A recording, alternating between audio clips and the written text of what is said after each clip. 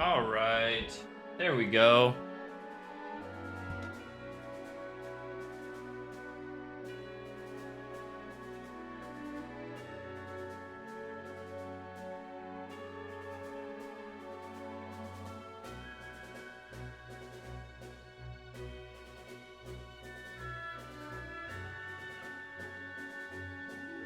All right, there we go. Now we have sound.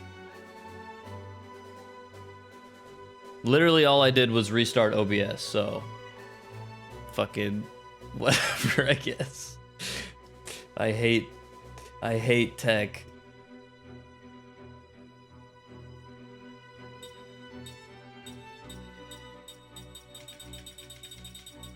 There we go. All right. If it's too loud, tell me. Might be too loud, I don't know. This is the first and probably the only time I'll be streaming off the fucking Xbox 360. Oh, don't, oh, what? Oh, no. Oh, it's just my save. I thought you were gonna...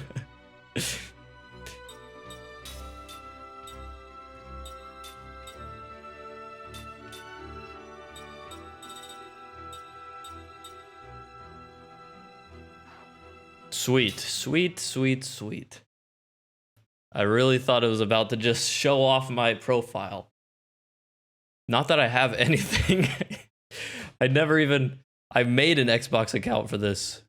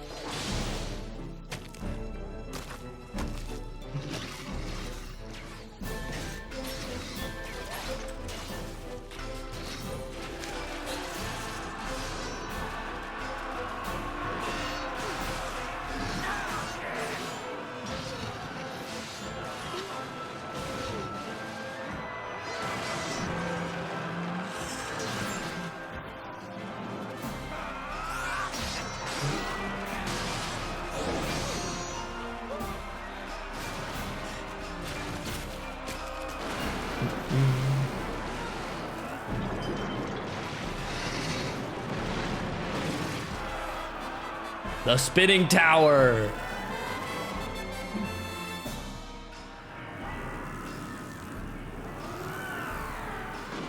Well, we've got our own tower crusher.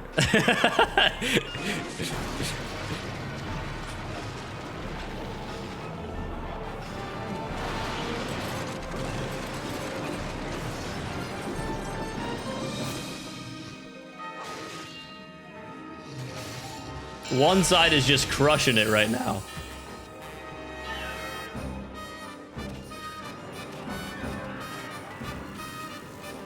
We got the revive tower, though. Redeploy beacon.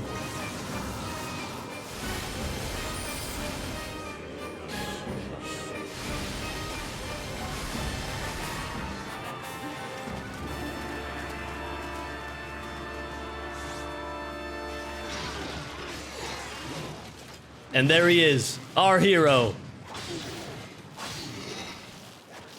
Wearing his his crop top armor.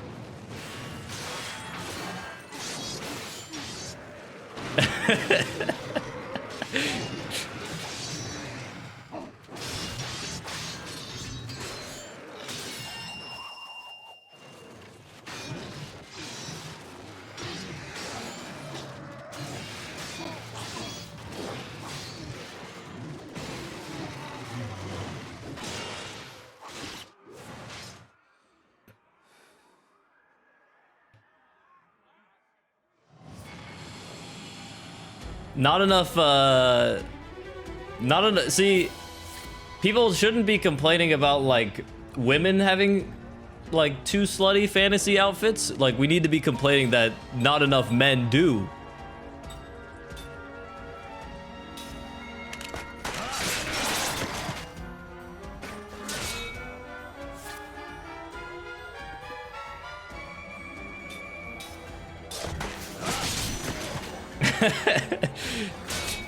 Yeah, yeah, yeah.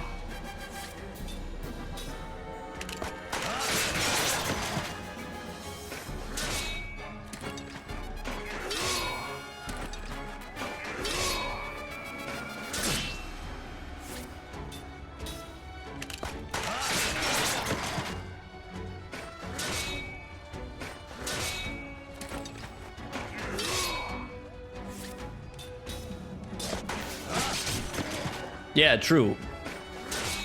Put women in men's clothing, put men in women's clothing. We know what needs to be done here.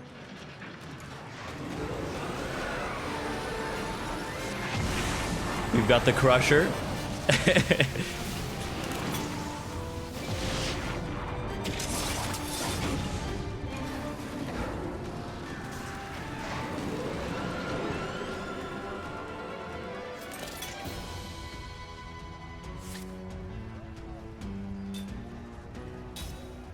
This is such a great looking game.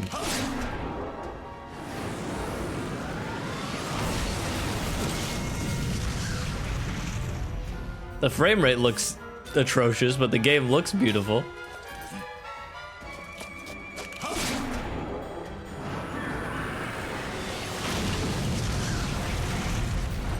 God.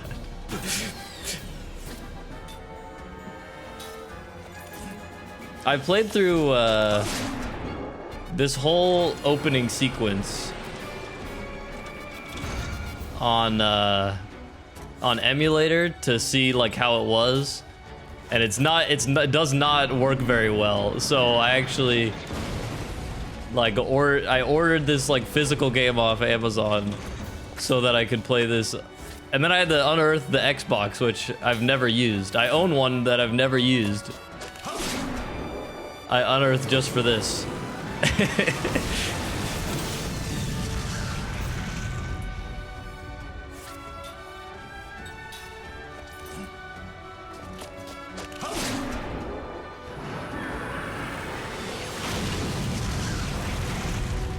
Yeah, we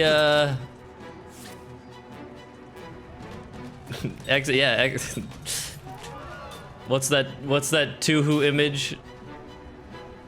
The Tuhu meme image where it's like, what are you talking about? The PlayStation 1 and the N64, that's retro, right? Not the PS3 and the Xbox. No, no, no, no, no. Yeah, it's definitely retro. IMO, Xbox 360, PS3, retro now, unfortunately. I mean, they're like over 10 years old. Or something like that.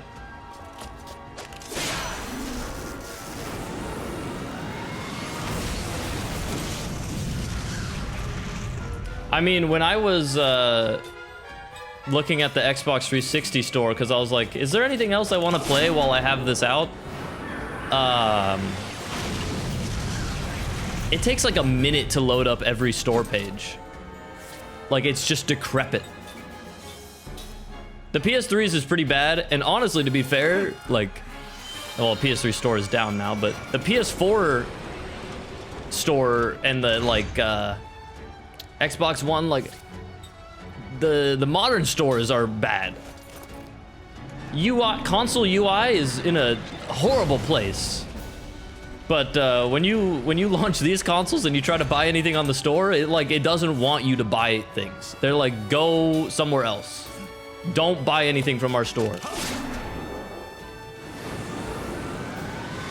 I am not paying enough attention to which side I have attacked last. This fight is insanely annoying, by the way.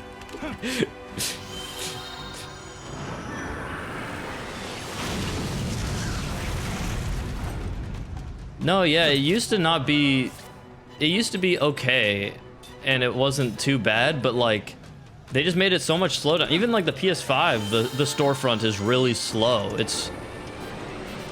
I don't know. I don't know what they're doing. They're focusing too much on like looks and fidelity than just like making it worthwhile. I just want to buy a game and then dip.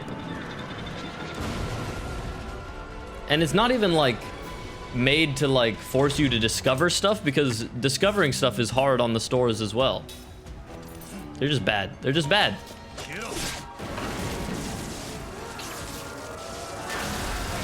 So I bought this physically. Also, this game has 4 fucking discs. This is a 4-disc game.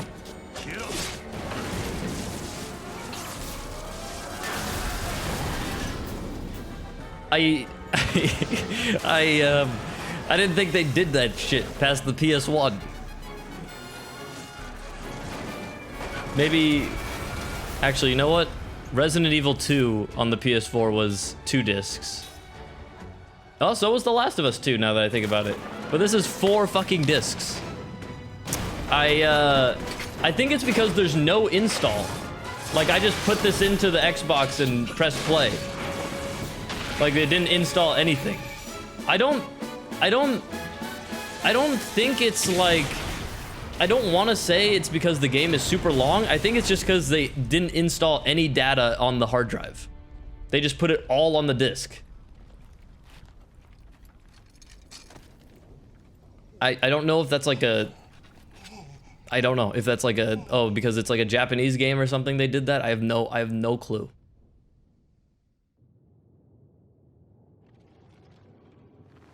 But yeah, the game just had no install, so...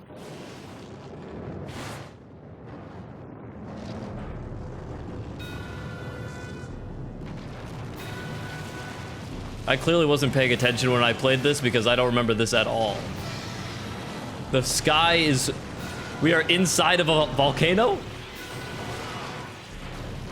Look, I mean, I'll be real. I'd rather have 4 discs than 1 disc and then it takes up half my hard drive. I can switch a disc. Doesn't hurt me at all, to be honest. I'll switch a disc.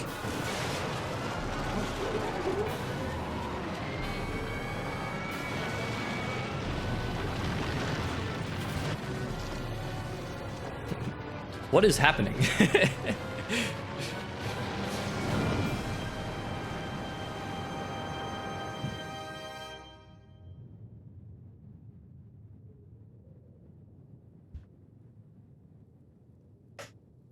All right, so that was all I played.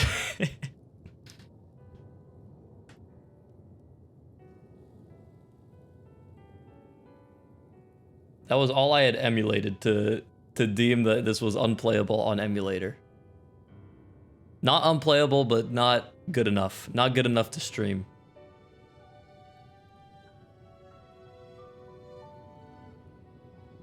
Another thing I'm really scared of is I don't have a charger for my Xbox 360 controller. It's wireless, and I only see batteries. I don't know how much charge this has. I have no other batteries. Maybe... I mean, I'm gonna have to do the, like, TV remote thing. I'm gonna have to scavenge batteries out of all my TV remotes. And just start taking them out of things, and then I have, like, 5 devices that have no batteries in them anymore. I have no idea where the cable... Like, the cable on the back of this thing looks crazy. It's like a design I've never seen before. Like the thing that goes into the Xbox 360 controller. It's so large. Look, I had batteries. I put my last batteries in this. How often do people use batteries? I don't even remember what I last put batteries in.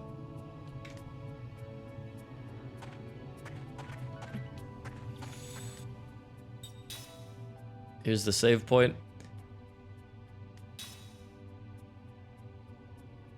All right. This is one JRPG that I've wanted to play for a long time because Well, I haven't because it's on Xbox 360. It's like one of the few Xbox 360 exclusive JRPGs. But look at this. I mean, you might have just saw it there. You see the character designs? They were done by Takahiko Inoue, the author, artist of Vagabond. He did all the character designs. They look fucking awesome. I don't know how they roped him into doing this.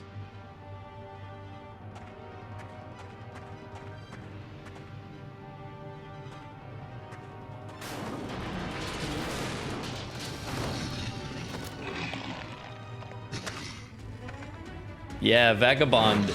It's a samurai manga about Miyamoto Musashi's life, and it is beautiful. The art is phenomenal. It is one of the best mangas out there, for sure.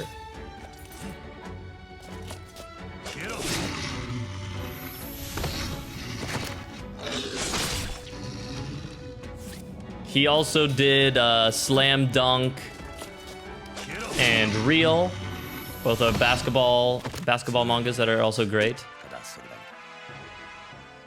But he's got just an incredible art style.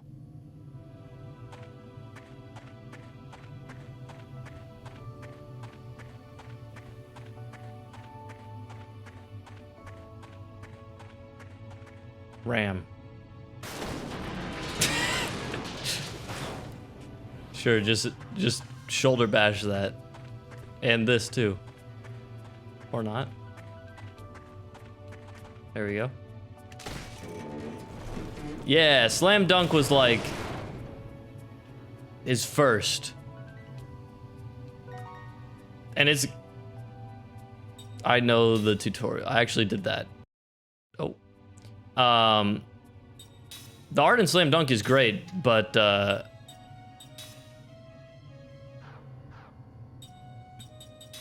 it's definitely not comparable to like Real or Vagabond, which are just kind of like above and beyond, like one of the most like beautiful things. Yeah, Slam Dunk is great. I read it. I started reading it a while ago and then never finished it for some reason or another. Then I read it all like a couple months ago.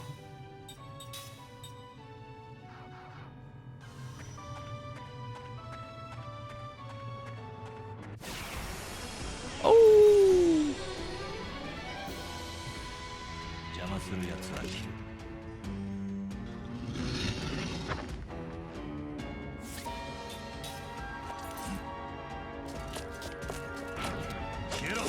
Excuse me?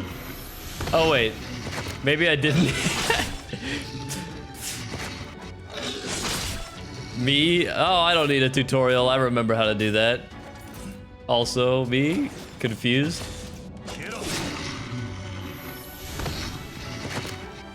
I think I get it now. I think I get it. I think I remember. There we go. A little rhythm timing. Okay, I get it, I get it, I get it.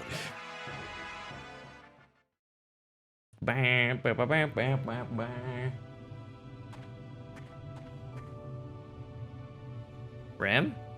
Please?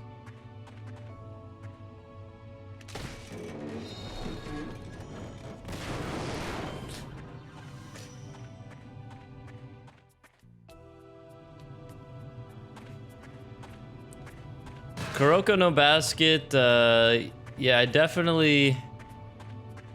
I want to read that at some point, but if I read another sports manga, I'll definitely go back to reading Real first, just because I like Inoue's art and like his other stuff so much. If you haven't read Haikyuu, highly recommend Haikyuu. So good. That's a volleyball one.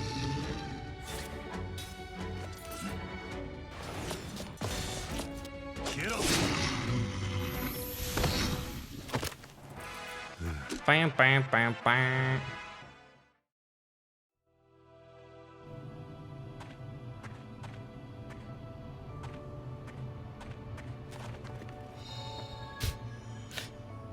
There we go. We don't even need to open chests anymore. We just run them through.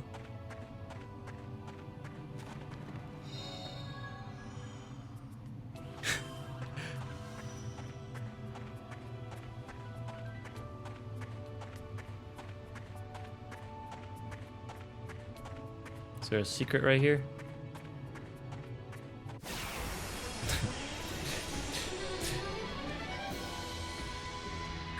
I haven't read Yowamushi Pedal. I have to assume it's good because it's been going on for so long. But I never really liked the art style. At least from what I've the glances I've seen of it.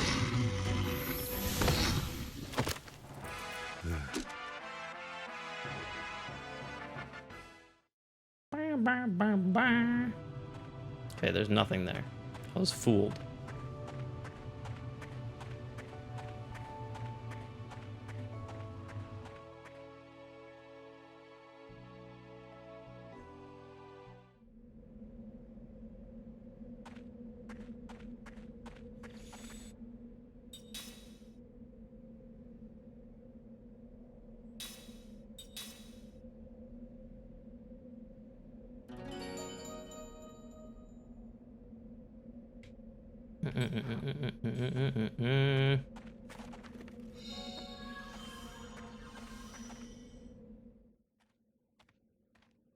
Hello, my allies.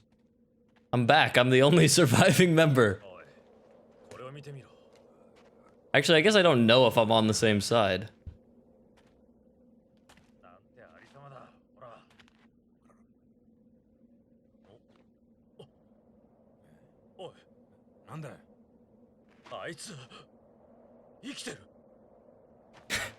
Look at the cinematics.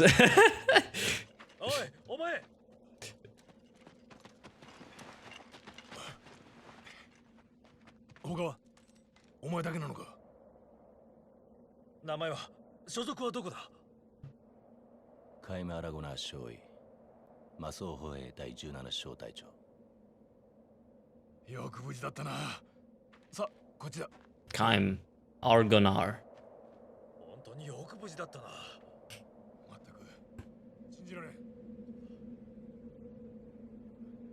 Especially in that outfit.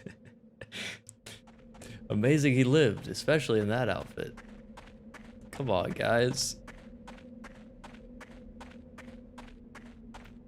I saw a chest back here. Do not keep me from that. There we go. I ain't leaving shit behind. Don't mind if I take some of these too.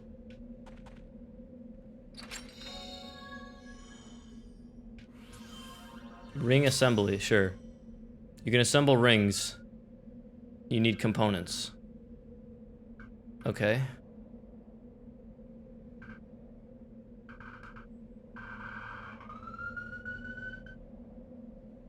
Discover what's possible in the ring assembly when you find new components. Sure. Okay, I don't need... No. Just a crafting system, please.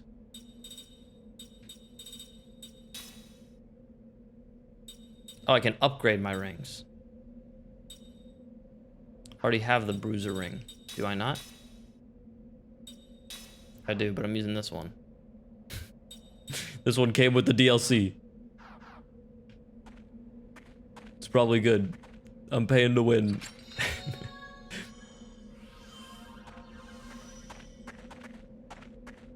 Can I talk to you? I'm amazed that you made it out alive. You can take that armored car. Should be leaving soon. Thanks. Our forces have been wiped out. I doubt there's anyone left alive on the highlands. True? Please excuse me. This patient needs all my... Okay, yeah, I don't really care about y'all. Honestly. Let's move!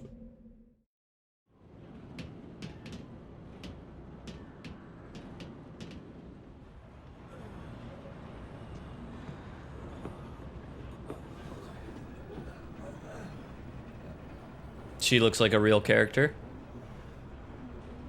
As in not an NPC.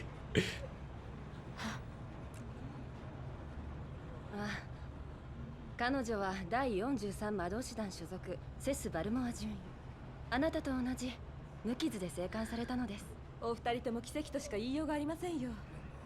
Seth Balmore. Kame doesn't care though.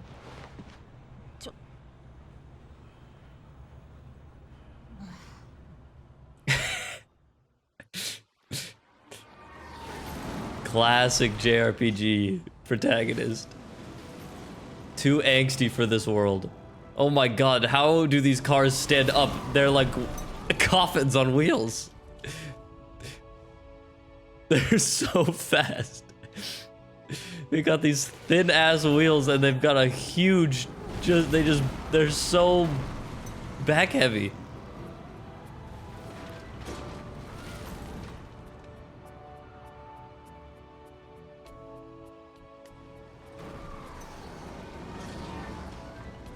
They look like bugs.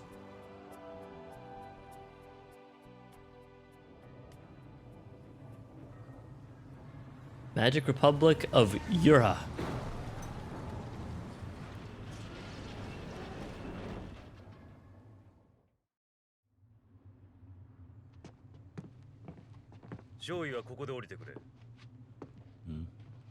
Hmm? 評議会が生存者に話を聞きたいと言っておられます。バルモア順位はどうぞそのままで。私も生存者よ。評議会はアラゴナー少尉のみ召喚しているのだ。Sit down and shut up? What the hell? おかしな話ね。さあ。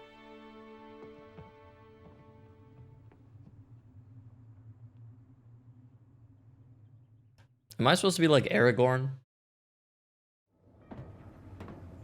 Argonar?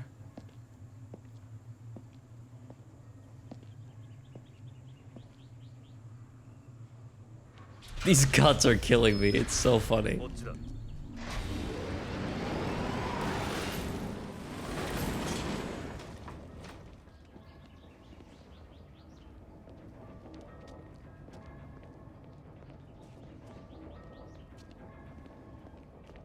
I don't even know what I'm gonna tell him. Yeah, sorry, volcano fell on us. Sorry, guys. How did I live? I'm not really sure, to be honest. Hello?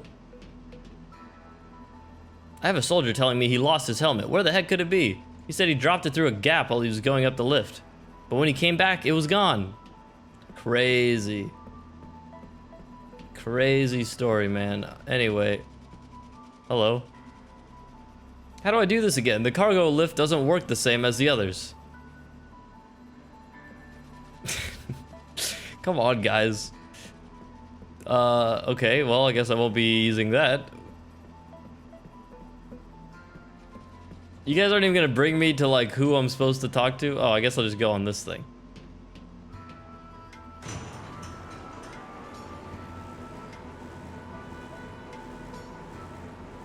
Yeah, but I'm a lieutenant. They gotta trust me. I'm high commanding. I don't really know how high up a lieutenant is, but it's gotta be high, right? I mean, they didn't even ask the captain.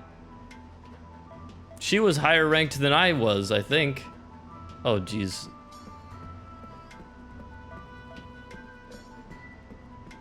Any secrets?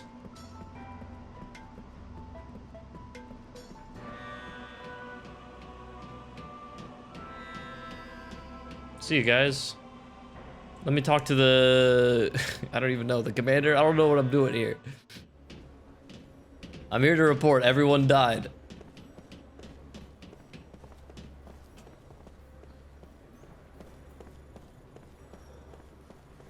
Are you important? You have like a little icon on you. All aboard, we're departing shortly. Am I leaving? No one's told me shit. I guess I'm leaving, alright. Get me on the monorail. Whoa. Alright. I'm getting on. Bye, guys. The train cars have been put out of commission to save on maintenance costs. Can't really complain, though, since people usually ride it for free. Still, it's a bit stingy of them to do this. Fuck you. Wait, so I have to walk? What do you mean all aboard? No, there's a train here. What are you talking about? What is he talking about? There's a train. Look, public transport has to be free.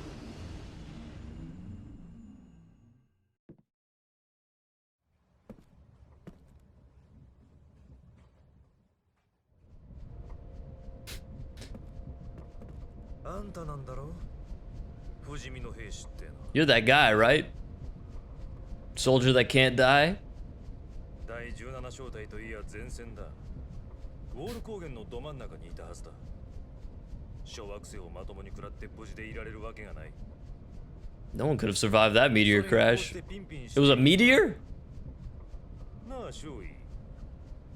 本当は逃げたんじゃないのか? Here you are without a scratch. What can I say? 自分も不思議であります。自分たちが助けたのは爆心地から遠く離れたところにいた数名の同胞のみ。Okay, if they're gonna do this much dialogue, spoken dialogue in the middle of these, maybe I'll just turn it back to English. Beg your pardon, Lieutenant, but it's really strange. The few we were able to save were far from the center of impact, and even those men were seriously injured. It's hard to believe anyone could have survived that inferno. Don't know what to tell you, man. Alright, I like it. The council won't like that attitude. He doesn't care. How'd you make it? I mean, I didn't even do anything. Like, he didn't do anything. He, like, literally didn't even try.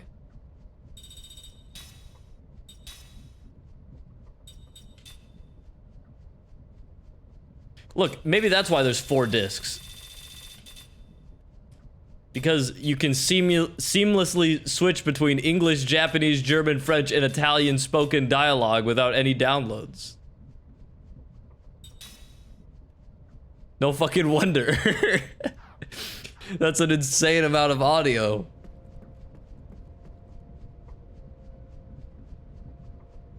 I'm angry at having lost so many of my comrades. There's no need for that kind of attitude. Okay, well, why are you pissed at me? I didn't do anything. All right, sure, I'll take a break. I'm gonna go sit down at the end of the monorail. I need to be at the back by myself. I need to brood.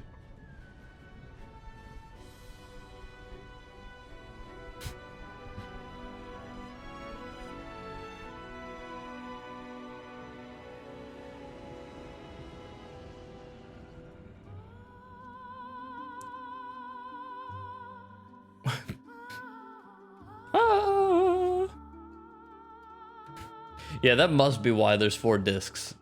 I mean, among other things, the game's probably long, but... Oh no, it's awesome to have that many language options, but that's never... They don't even do that in modern games anymore. You have to like download... When I played Persona, you have to download like the Japanese voice pack as like a DLC. And it's like... I'm not playing Persona with the English voices. I can't do that. I can't do it.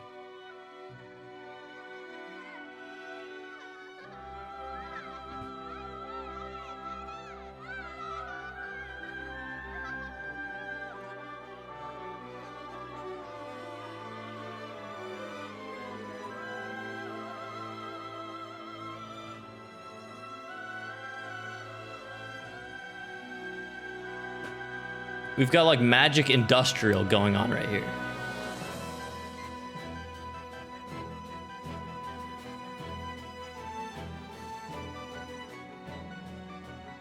Ooh, the title drop. Lost Odyssey, baby.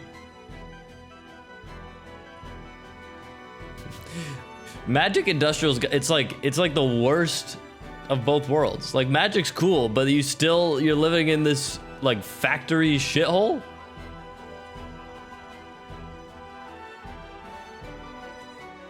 I'm trying to think of what another example of like something that has a similar what is this? Similar like setting? Because I know there is one, but I can't think of it. 30 years ago, a new power manifested itself onto the world. Literally Magic Industrial. Discovery came the Magic Industrial Revolution. This LMAO. power came to be called magic energy. Even now, there are none who can explain why this power, a power that merely lay buried within all living creatures, suddenly flourished as it did. Today, this magic energy permeates every corner of the world. It has changed the way people live, transformed the shape of industry, and has even altered the nature of war. It's coal instead of, or it's magic instead of coal. Goodbye, goodbye.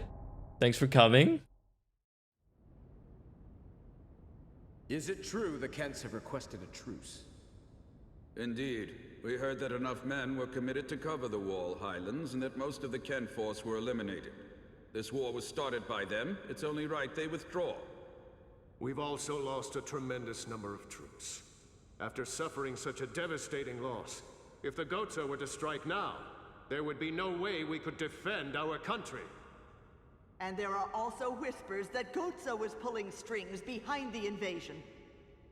What makes you think that the Goatsa were involved? We have confirmed that a large amount of military hardware has been moved from Goatsa to Kent. We assume Goatsa plans to use Kent to keep things stirred up and destabilize Ura. Are you saying that even the meteor crash was a Goatsan plot? My lord, I have some disturbing The meteor information on that conspiracy subject. theory. We suspect that a situation at Grandstaff may have caused the meteor crash. Grandstaff. This is not the first time that stories about it have reached my ears. What the fuck? This is not confirmed, but magic energy may have leaked out of Grandstaff, interfered with something in outer space, and precipitated this disaster. What? Gongora. Yes, my lord. Gongora. The Grand Staff falls under your jurisdiction. Do you have anything to say? Nothing for the moment. Where did you get this information? Construction of Grand Staff is going smoothly. Now that the forces of Ura have suffered such devastating The Grand Staff is fine, please. Promise. Protect our land except with the magic energy that Grand Staff will provide. The Grand Staff didn't do anything. Hold off on debating the pros and cons of Grand Staff until we've thoroughly reviewed the world's current situation. What you say makes sense, but our plan to use magic energy is a double-edged sword. With all sorts of rumors flying around, we might want to halt construction of Grand Staff. What? No! Only temporarily. Not Grand As Staff! it's clear that Grand Staff had nothing to do with the meteor collision, we'll resume construction immediately, Gongora. How could this happen to me? My Grand Staff.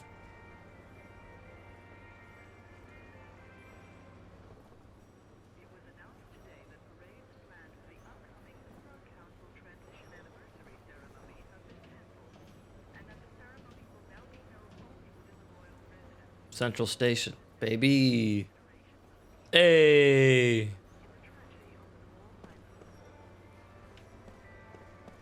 Hello, where am I going? Thank you for riding the monorail. We hope to see you again.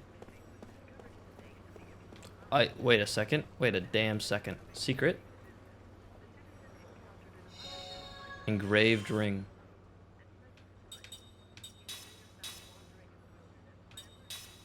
What? It's an accessory? The hell is it?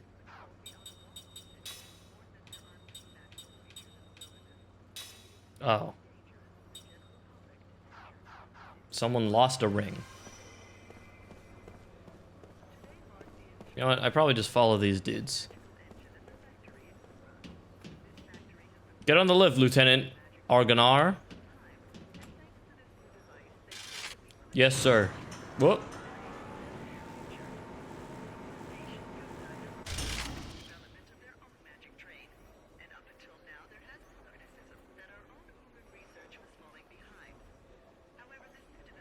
I love listening to the radio. We don't have time to waste. Once we're out of the station, follow me straight to the council. It's quite a long way. Yeah, hold on, let me save.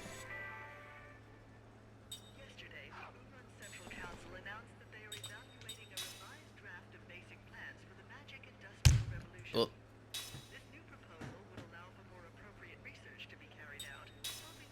Guys, hold on.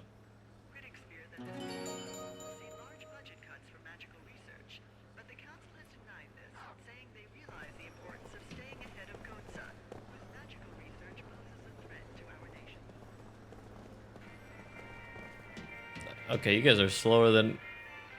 I'm not waiting up.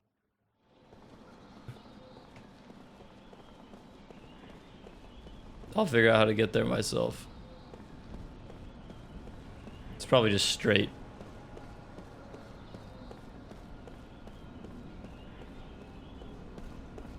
If they're not gonna let me do anything else until after I talk to these guys, I'm just running straight there. God damn it, I can't run anymore. And now I've lost all control of my body. Welcome to the city of Yura. Woo! Well done. You may leave.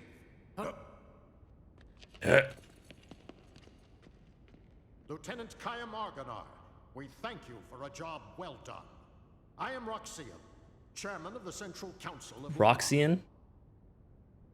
Well, Lieutenant, it seems people are calling you the Immortal. We've heard there were almost no survivors from Ura or Kent after the meteor crashed on the Highlands. And yet, you appear to be unharmed, even though you were presumably at the precise point of impact. Well, what can I say? How did you survive? I don't know. My lord, please allow me to explain. Let me explain. He doesn't know. Fine. Speak. Thank you, my lord. Actually, this man is immortal thanks to my magic energy. He is under a spell of immortality that I conjure. You see, my lord, it's the Grand Staff. Is the Grand Staff. We really need to go back to work on it. Immortality spell. How does it work? Seems like a good spell. I don't know. What? Are you saying that you don't know about the spell cast on you? My lord, I don't know a thing. I don't remember. I recall nothing.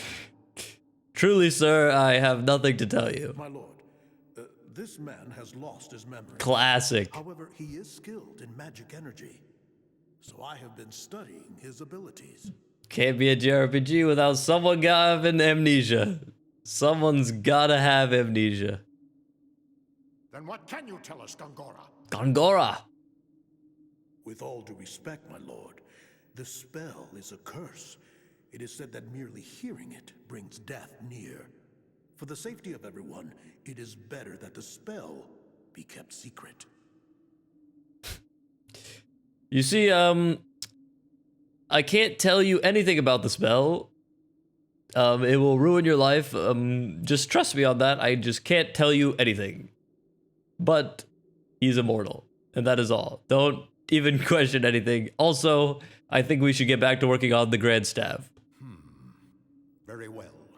Since I trust your studied opinion, I shall take your word that we should not know the spell. Death is determined by fate, and one cannot fight it. Except for Kaim, I guess.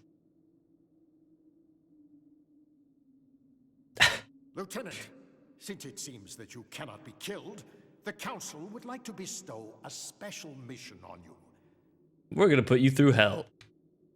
We want you to go to Grandstaff. Of course. My lord. Grand Staff, once more. Gongora, you cannot keep this hidden any longer. Till now, construction has been left up to you, but we've lost contact with the site. It's just that... Well, the magical interference, really just... There's just so much magic, and if I told you, it would bring death near, so... Gongora! Until we can confirm that Grandstaff project is safe, construction shall be suspended. How are you going to suspend construction if you can't contact anyone that's working on the site? Yes, my lord. So now, Lieutenant Argon... You can't tell them to stop. You know of Grandstaff, under construction in the Sea of Bas? The Sea of Bas. I've heard that it's a magic staff. He's so perceptive. Yes, it is. As you just heard, all communications with the site have been cut off for some time now. Considering the danger from magic energy... What do you know about Grandstaff? I'm hearing that it's a staff, Your Majesty. Except someone immortal. You're correct. You're right. When you're right, you're right. There is someone else. What did you say? At the Wall Highlands, another immortal. Her name is Balmor.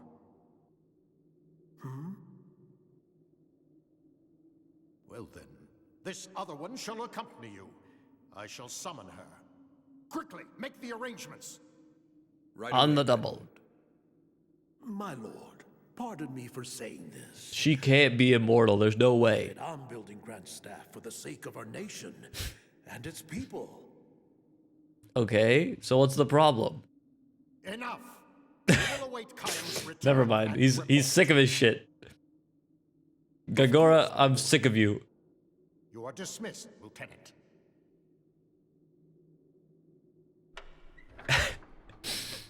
If Gongora's a bad guy, he's like the worst at it. Like, they don't even want to listen to him. Thank you for coming, Lieutenant Argonar. I have word from Chairman Roxian that you are off duty until further official orders from the council. There's a fine inn just along this street for you to stay. Oh, God. And wait for your orders. We have already arranged for the council to contact you there. Map. Back button. Just a zoom out.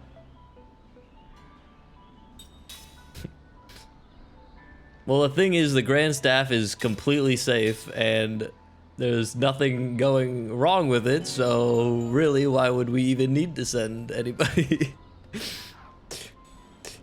There's nothing wrong with Grand Staff. Please do not check and see if anything is wrong with the Grand Staff, I promise you. Hello, what are you doing in the middle of the street? Can I tell you a secret? Can I tell you a secret? There wasn't any magic when my grandpa was a kid. Crazy. Magic Industrial Revolution has made life easier, but it's had a massive effect on nature. Just like the regular Industrial Revolution.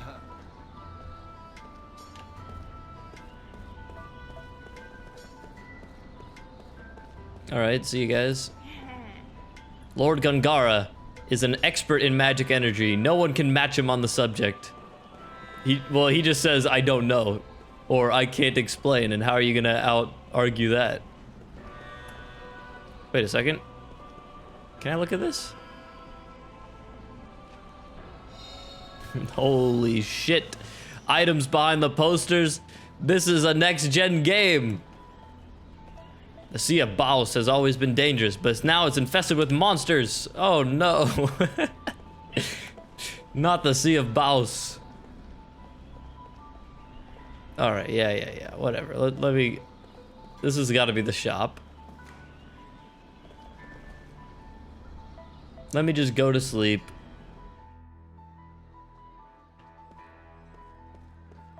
Hello? Anyone manning the shop? I like how they said go shop and rest at the inn, and then the shop is just like... Are you The owner often goes traveling to find items. I appreciate his enthusiasm, but we can't shop while he's away. That upsets me. Yeah, I get that. I love how he just leaves his shop unattended. It's like, bye, I'm gonna go find more stuff to sell. I can't. I gotta go find more things to sell. Oh, back to the council. I propose that Gongora be removed from Grand Staff. Oh my god, Gongara's just getting his ass destroyed. This council. My lord. Gongara, also, you suck. Until Lieutenant Really, I just hate your guts. I propose that Gongora be confined to his residence under surveillance. Gongara, also, I am firing from your job, and you're on house arrest, and you're being fined $1 million. I have no choice but to agree. I see there are no objections. It is decided. You're ugly, you're an alcoholic. Give me $200.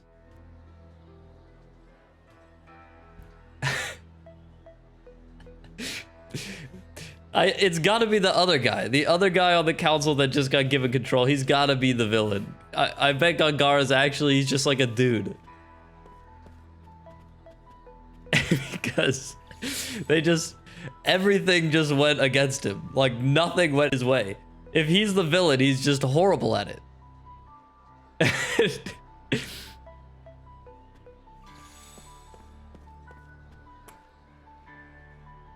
Welcome. The council has told me about you. Please enjoy your stay. All right, well.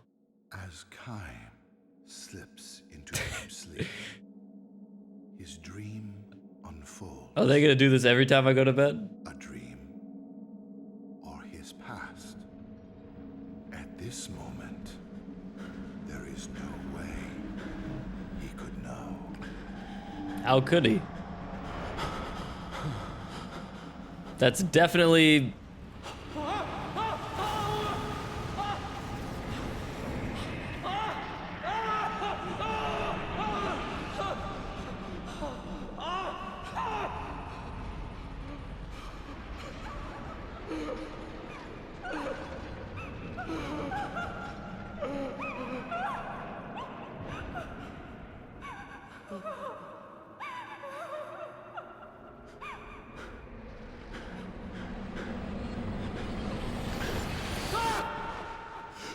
I was like, that was definitely the other girl that survived the accident.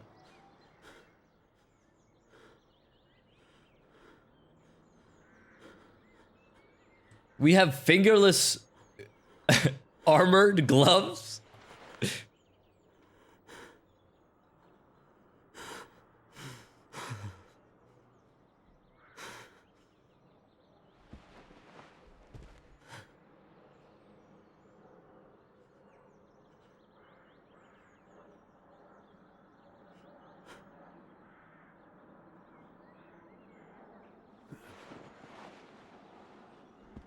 Okay, never mind. He's shown more emotion than Cloud did in basically the entire game. Well, not the entire game, but throughout a large part of the first part. Kaim recalls a memory that was locked deep within his heart.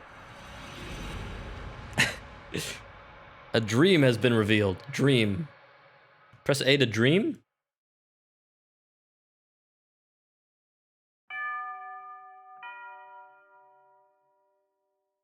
The family members have tears in their eyes when they welcome Kaim back to the inn from his long journey. Thank you so much for coming. He understands the situation immediately. The time for departure is drawing near. Hannah's departure. Too soon. Too soon. But still he knows this day would have to come sometime, and not in the distant future. I might never see you again, she said to him with a sad smile when he left on this journey. Her smiling face almost transparent in its whiteness, so fragile and therefore indescribably beautiful as she lay in bed. May I see Hannah now? He asks. The innkeeper gives him a tiny nod and says, I don't think she'll know who you are, though. She hasn't opened her eyes since last night, he warns Kime. You can tell from the slight movement of her chest that she is clinging to a frail thread. Some word just fell off the... But it could snap at any moment. It's such a shame. I know you made a special point to come here for her. Another tear glides down the wife's cheek. Never mind, it's fine, Kime says. He has been present at innumerable deaths, and his experience has taught him much. Death takes away the power of speech, first of all, then the ability to see. What remains alive to the very end, however, is the power to hear. Even though the person has lost consciousness, it is by no means unusual for the voices of the family to bring forth smiles or tears. Kime puts his arm around the woman's shoulder and says, I have lots of travel stories to tell her. I've been looking forward to this my whole time on the road. Instead of smiling, the woman releases another large tear and nods to Kime. And Hannah was so looking forward to hearing your stories. Her sobs almost drown out her words. The innkeeper says, I wish I could urge you to rest up from your travels before you see her, but... Kime interrupts his apologies. Of course, I'll see her right away. There is very little time left. Hannah, the only daughter of the innkeeper and his wife, will probably breathe her last before the sun comes up. Kime lowers his pack to the floor and quietly opens the door to Hannah's room. Hannah was frail from birth. Far from enjoying the opportunity to travel, she rarely left the town or even the neighborhood in which she was born and raised. This child will probably not live to adulthood, the doctor told her parents. To this tiny girl with extraordinary beauty, doll-like features, the gods had dealt an all too sad destiny. That they had allowed her to be born the only daughter of the keepers of a small inn by the highway was perhaps but one small act of atonement for such iniquity. Hannah was unable to go anywhere, but the guests who stayed at her parents' inn would tell her stories of the countries and towns and landscapes and people that she would never know. Whenever new guests arrived at the inn, Hannah would ask them, where are you from? Where are you going? Can you tell me a story? She would sit and listen to their stories with sparkling eyes, urging them on to new episodes with, and then? And then? When they left the inn, she would beg them, please come back and tell me lots and lots of stories about faraway countries. She would stand there waving until the person disappeared far down the highway, give one lonely sigh, and go back to bed.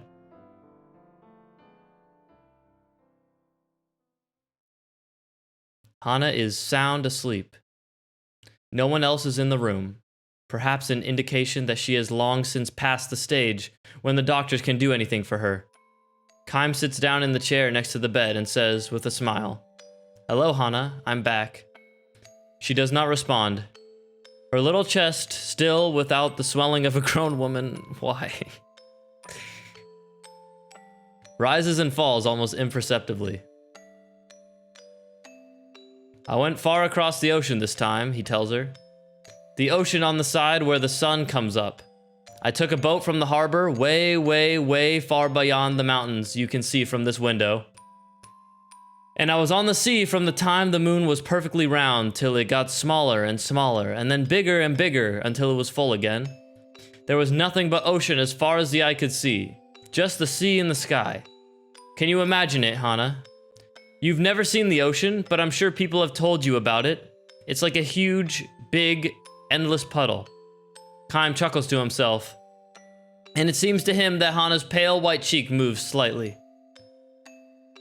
She can hear him, even if she cannot speak or see. Her ears are still alive. Believing and hoping this to be true, Kime continues with the story of his travels. He speaks no words of parting. As always with Hannah, Kime smiles with a special gentleness he has never shown to anyone else, and he goes on telling his tales with a bright voice, sometimes even accompanying his story with exaggerated gestures. He tells her about the blue ocean. He tells her about the blue sky. He says nothing about the violent sea battle that stained the ocean red. He never tells her about those things. Hana was still a tiny girl when Kaim first visited the inn. When she asked him, "Where are you from?" and "Will you tell me some stories?" With her childish pronunciation and innocent smile, Kaim felt a soft glow in his chest. At the time, he was returning from a battle. More precisely, he had ended one battle and was on his way to the next. His life consisted of traveling from one battlefield to another, and nothing about that has changed to this day. He has taken the lives of countless enemy troops, and witnessed the deaths of countless comrades on the battlefield. Moreover, the only thing separating enemies from comrades is the slightest stroke of fortune. Had the gears of destiny turned in a slightly different way, his enemies would have been comrades and his comrades' enemies. This is the fate of the mercenary. He was spiritually worn down back then and feeling unbearably lonely. As a possessor of eternal life, Kaim had no fear of death, which was precisely why each of the soldiers' faces distorted in fear, and why each face of a man who died in agony was burned permanently into his brain. So many of these are just run-ons. Ordinarily, he would spend nights on the road drinking, immersing himself in an alcoholic stupor, or pretending to. Pretending to? He was trying... He was pretending?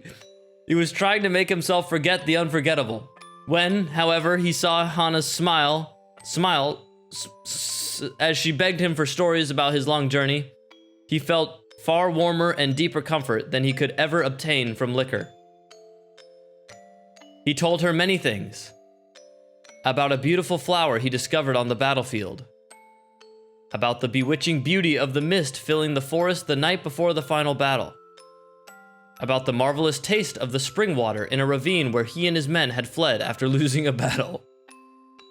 About a vast bottomless blue sky he saw after a battle. He never told her anything sad. He kept his mouth shut about the human ugliness and stupidity he witnessed endlessly on the battlefield. He concealed his position as a mercenary from her. He carried a sword. Kept silent regarding his reasons for traveling constantly, and spoke only of things that were beautiful and sweet and lovely. He sees now that he told Hana only beautiful stories of the road like this, not so much out of concern for her purity, but for his own sake. Staying in the inn where Hana waited to see him turned out to be one of Kaim's small pleasures in life. Telling her about the memories he brought back from his journeys, he felt some degree of salvation, however slight. 5 years, 10 years, his friendship with the girl continued. How old is Kaim? I didn't understand that the immortality was like he wasn't aging. Is he like fucking ancient? Little by little, she neared adulthood, which meant that, as the doctors had predicted, each day brought her that much closer to death. Okay, so I'm gonna just go out on a limb and say that the girl that was crying with the glasses in the dream was Hana. I thought she was younger, but... And now, Kaim ends the last travel story he will share with her. He can never see her again, can never tell her stories again. Before dawn, when the darkness of the night is at its deepest, long pauses enter into Hana's breathing. The frail thread of her life is about to snap as Kaim and her parents watch over her. The tiny light that is lodged in Kaim's breast will be extinguished. His lonely travels will begin again tomorrow. His long, long travels without end. You'll be leaving on travels of your own soon, Hana, Kaim tells her gently. You'll be leaving for a world that no one knows, a world that has never entered into any of the stories you have heard so far. Finally, you will be able to leave your bed and walk anywhere you want to go. You'll be free. He wants her to know that death is not sorrow, but a joy mixed with tears. It's your turn now. Be sure and tell everyone about the memories of your journey. Her parents will make that same journey someday, and someday Hana will be able to meet all the guests she has known at the inn, far beyond the sky. I, however, can never go there. I can never escape this world.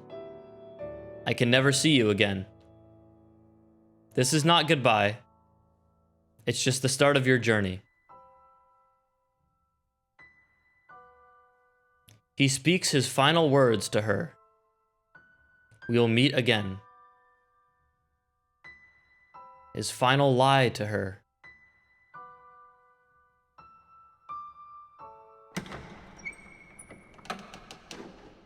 Hana makes her departure. Her face is transfused with a tranquil smile, as if she has just said, "See you soon." Her eyes will never open again. A single tear glides slowly down her cheek.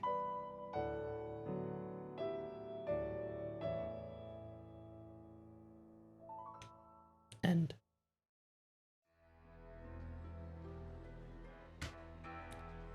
View 1,000 years of dream tutorial. Am I 1,000 years old? That was very unexpected. I just read a chapter of a book.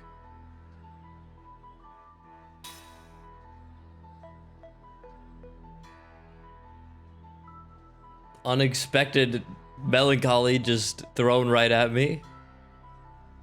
Keim's mind is filled with lost pieces of past memories. Certain sights bring them back in the form of dreams. To view episodes, rest at any bed. You can view these episodes any number of times. When viewing an episode, you can pause it okay. What was that? I'm so confused. Okay, that was strange. Can I just go into people's rooms? Hello. Have you been in Ura for a long time? This is my first time. I'm looking for a job. All right, good to know. Anyway, I'm getting out of here. Probe.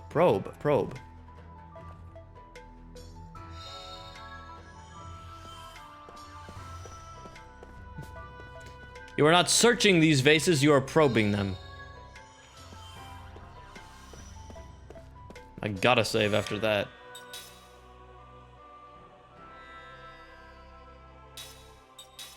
That was like a... it's like a 20-minute read? Excuse me?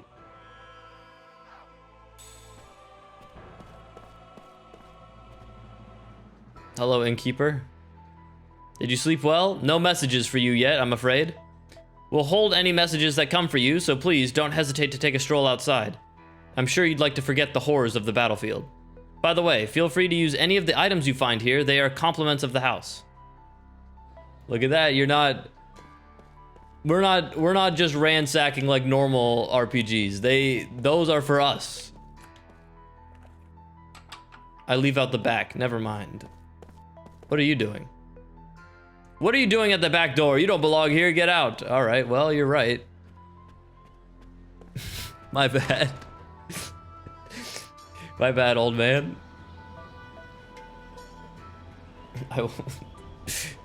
Sorry for bothering you, I guess. Well,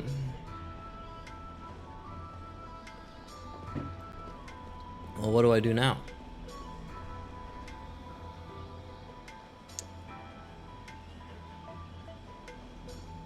I should have gone back to the weapon shop. Let's do that before I go in there. Yeah. What if he's back? Are you gonna tell me he left for like days? Oh no, never mind. There we go. Whoop, sorry. Oh, look out. Sorry, miss. He's a thief. He's a thief. He's got to be a thief. Holy shit, the reflections. Technology.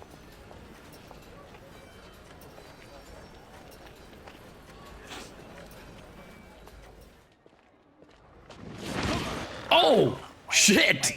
Oh my god. That is not what I saw happening. Oh my god. Scared the shit out of me. You're Keim Argonar. I mean, Lord Gungora asked me to do it. Lord Gungora. I'm supposed to tell you to go to his manor. He has something important to tell Oh you. my god. Chokehold slams him against the wall. You are? Jansen, messenger for Lord Gungora. At your service. Lord Gungora wants to talk. Oh, does he? Man, what an attitude. Jeez whiz.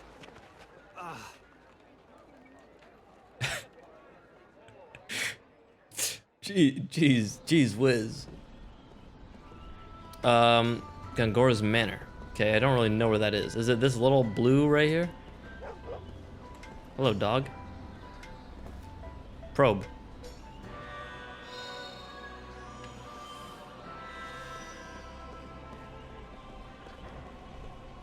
Is it this? Tell me where these things are.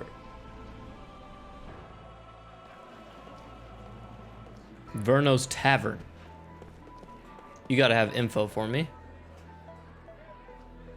Hold on, you're fresh from the battlefield too, aren't you? Guess we both owe someone upstairs big time. I kinda feel like a heel, thinking about all my dead buddies, but having another chance to see your family, well, that's a great feeling. I didn't think I'd actually make it out of this alive after all. I have no idea what I'm gonna do when it's my time to knock on my family's front door. Oh no. No. No.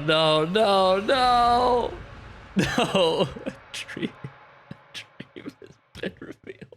I can't. A dream has been revealed. Oh dear God. Alone in a crowd of rugged men, nursing his drink in the far corner of the old post town's only tavern, Kime. A single man strides in through the tavern door. Massively built, he wears the garb of a warrior. His soiled uniform bespeaks a long journey. Fatigue marks his face, but his eyes wear a penetrating gleam. The look of a fighting man on active duty. A hero's return. Where's my controller? The tavern's din hushes instantly.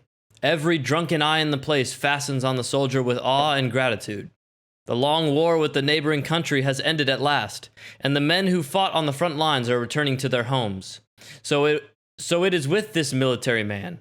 The soldier takes a seat at the table next to Kimes and downs a slug of liquor with the forcefulness of a hard drinker, a man who drinks to kill his pain.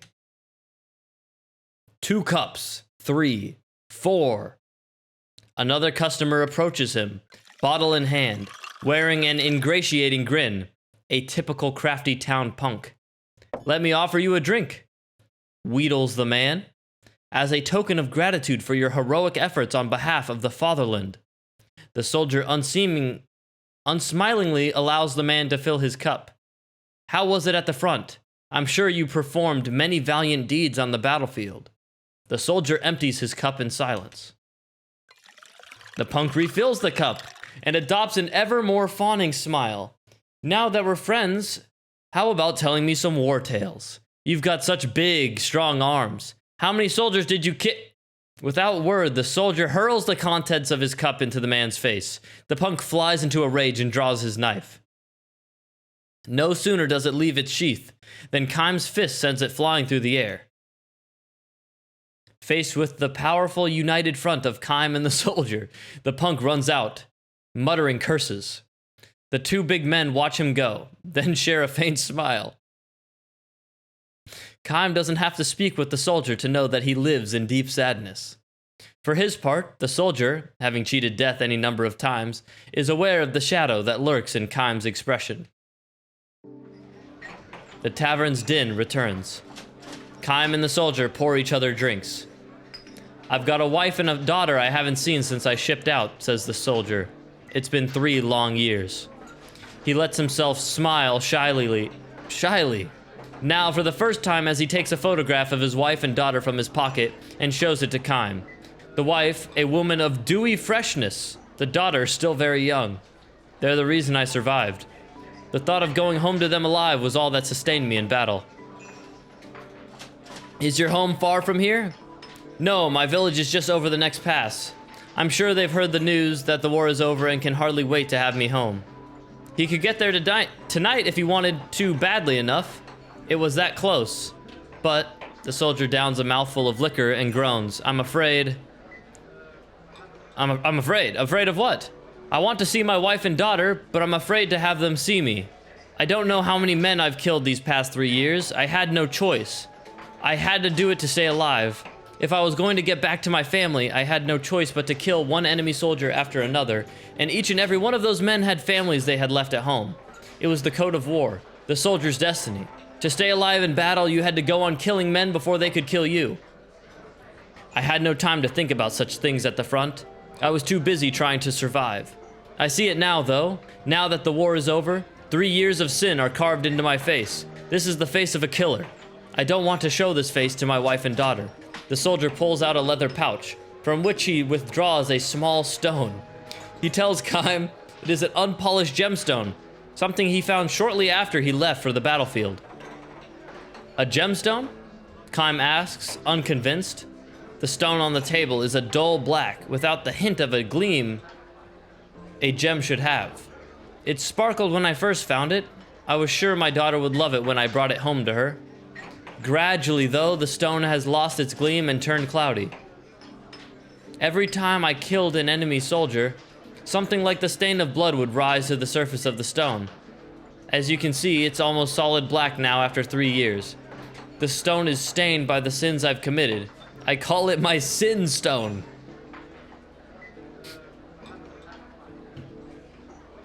You don't have to blame yourself so harshly, says Kaim. You had to do it to stay alive. I know that, says the soldier. I know that.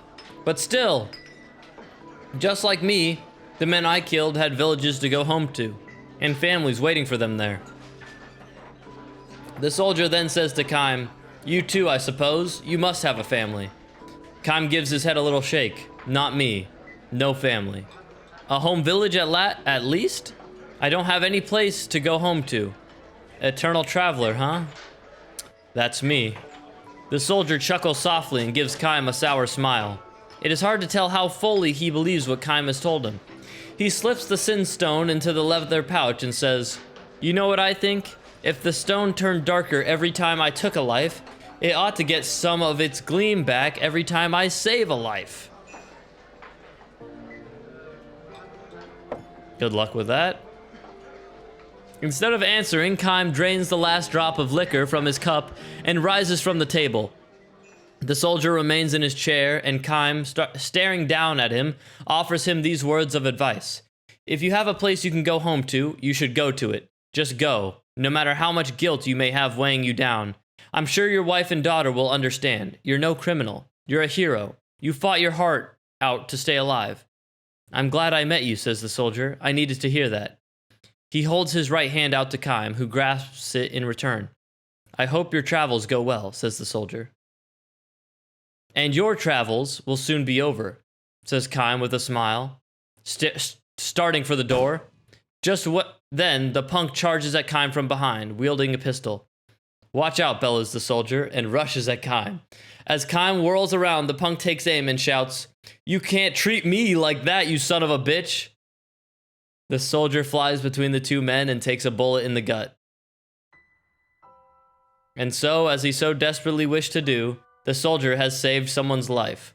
Ironically, it is for the life of Kaim, a man who can neither age nor die, that the soldier has traded his one and only life.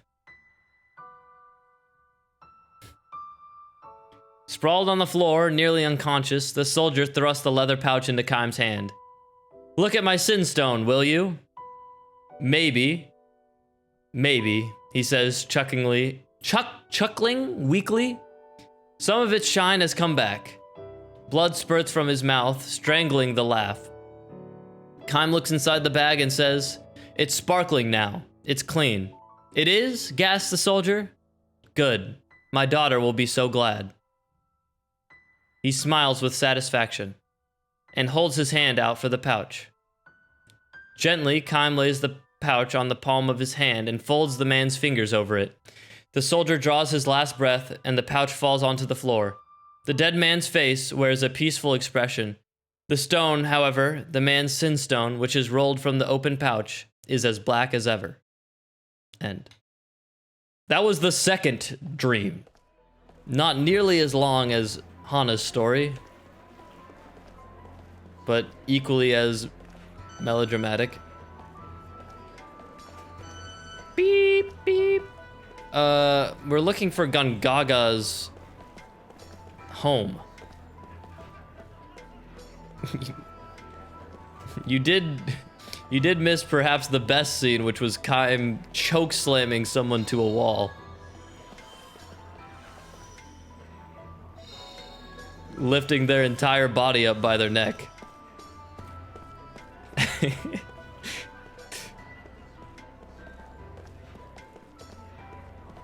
Excuse me, out of my way. Okay, this place has no anything for us. Where is Gaga's house? It can't be this way. This is where, that's where the council is. It must be this way.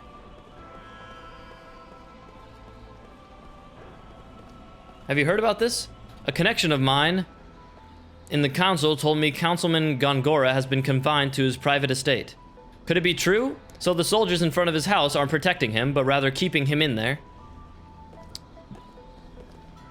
So they said, basically, look for the house with soldiers in front of it. Gongora. Yeah, this guy came to me and said, Gongora wants to talk to you.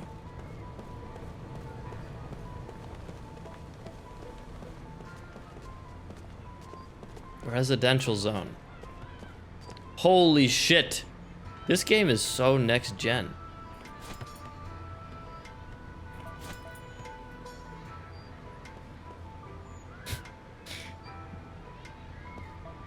Kid, get out of my way. I want to kick the... Oh! Oh my god, we're definitely going into another dream. I feel it. My third eye is opening. I can't. How? How is this real? How is this real? How is there so many dreams?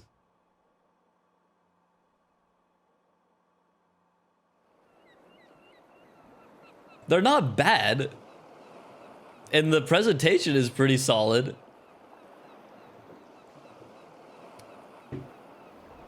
Lovely white flowers mark the town. They bloom on every street corner, not in beds or fields set aside for their cultivation, but blending naturally and in profusion with every row of houses, as though the buildings and the blossoms have grown up together. The season is early spring, and snow... Are you sure this isn't a visual novel? I'm like... Why do they need 4 discs if it's all text? There's not that much voice text, it's me. I'm the one reading it all. The stretch of ocean that gently laps the town's southern shore is bathed in refulgent sunlight. This is an old and prosperous harbor town. Even now, each day its piers see many cruise ships and freighters come and go. Its history, however, is sharply divided between the time before and the time after, an event that happened one day long ago. People here prefer not to talk about it, the watershed engraved upon the town's chronology. The memories are too sorrowful to make stories out of them. Kaim knows this, and because he knows it, he has come here once again. Passing through, the tavern master asks him. As at the sound of his voice, Kaim responds with a faint smile. You're here for the festival, I suppose. You should take your time and enjoy it. The man is in high spirits. He has joined his customers in glass after glass until now, and is quite red in the face. But no one shows any signs of blaming him for overindulging. Every seat in the tavern is filled, and the air reverberates with laughter. Happy voices can be heard now and then as well from the road outside. The sentence structure is so bizarre. The entire town is celebrating. Once each year, the festival has people making merry all night long until the sun comes up. I hope you've got room for the night, sir. Let me be in charge of the commas and the periods because they fucked it up. Too late to find one now. Every inn is full to overflowing. So it seems. Not that anyone would be foolish enough to spend a night like this quietly tucked away under the covers in his room. The tavern master winks at Kaim, as if to say, not you, sir, I'm sure. This guy's gonna get some tonight. Tonight we're gonna have the biggest, wildest party you've ever seen, and everybody's invited, locals or not. Drink, food, gambling, women. Just let me know what you want. I'll make sure you have it. Excuse me? Excuse me, sir. Who are you? The town pimp addresses me. Kime sips his drink and says nothing, because he is planning to stay awake all night. He has not taken a room, though he has no plans to enjoy the festival either. Kime will be offering up a prayer at the hour before dawn when the night is at its darkest and deepest. He will leave the town, sent off by the morning sun as it pokes its face up, between the mountains and the sea, just as he did at the time of his last visit. Back then, the tavern master, who a few minutes ago was telling one of his regular customers that his first grandchild is about to be born, was himself just an infant. This one's on me. Drink up, says the tavern master, filling Kime's shot glass. I really want to know how old Kime is. He must be thousands of years old. And then if he is, how the hell did Gangara give him the immortality spell? Unless Gangara is also thousands of years old. He peers at Kime suspiciously and says, "You did come for the festival, didn't you?" "No, not really," says Kime. "Don't tell me you didn't know about it. You mean you came here by pure chance?" "Afraid so." "Well, if you came here on business, forget it. You'll never get serious talk out of anybody on a special night like this." The tavern master goes on to explain what is so special about this night. "You must have heard something about it. Once a long, long time ago, this town was almost completely destroyed. There are two kinds of events that divide history into before and after. One is the birth or death of some great personage, a hero or savior. The other is something like a war or plague or natural disaster. What divided this town's history into before and after was a violent earthquake.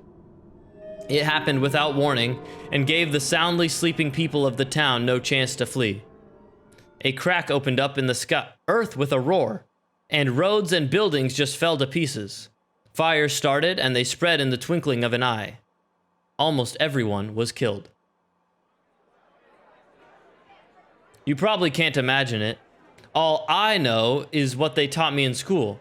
And what does Resurrection Festival mean to a kid? It was just something that happened once upon a time. I live here, and that's all it means to me. So a traveler like you probably can't even begin to imagine what it was like. Is that what they call this holiday? Resurrection Festival? Uh-huh. The town was resurrected from a total ruin to this. That's what the celebration is all about. Kime gives the man a grim smile and sips his liquor. What's so funny? The tavern master asks. Last time I was here, they were calling it Earthquake Memorial Day. It wasn't a festival for this kind of wild celebrating. What are you talking about? It's been Resurrection Festival ever since I was a kid. That was before you were old enough to remember anything. And before that, they called it Consolation of the Spirits. They'd burn a candle for each person who died and pray for them to rest in peace. It was a sad festival, lots of crying. You sound as if you saw it happening yourself. I did. The tavern master laughs with a loud snort. You look sober, but you must be plastered out of your mind. Now listen, it's festival night, so I'm gonna let you off the hook for pulling my leg, but don't say stuff like that in front of the other townspeople. All of our ancestors, mine included, are the ones who barely escaped with their lives. Kime knows full well what he is doing. He never expected the man to believe him. He just wanted to find out for himself whether the townspeople were still handing down the memories of the tragedy, whether, deep down behind their laughing faces, there still lingered the sorrow that had been passed down from their forefathers' time. Called away by one of his other customers, the tavern master leaves Kime's side, but not without first delivering a warning. Be careful what you say, sir. That kind of nonsense can get you in trouble. Really, think about it. The earthquake happened all of 200 years ago. Kime does not answer him. Instead, he sips his liquor in silence. Among the ones who died in the tragedy 200 years ago, were his wife and daughter. Of all the dozens of wives and hundreds of children that Kaim has had in his eternal life, the wife and child he had here were especially unforgettable.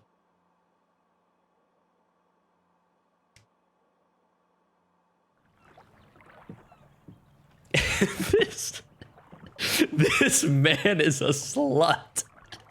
You can't say that.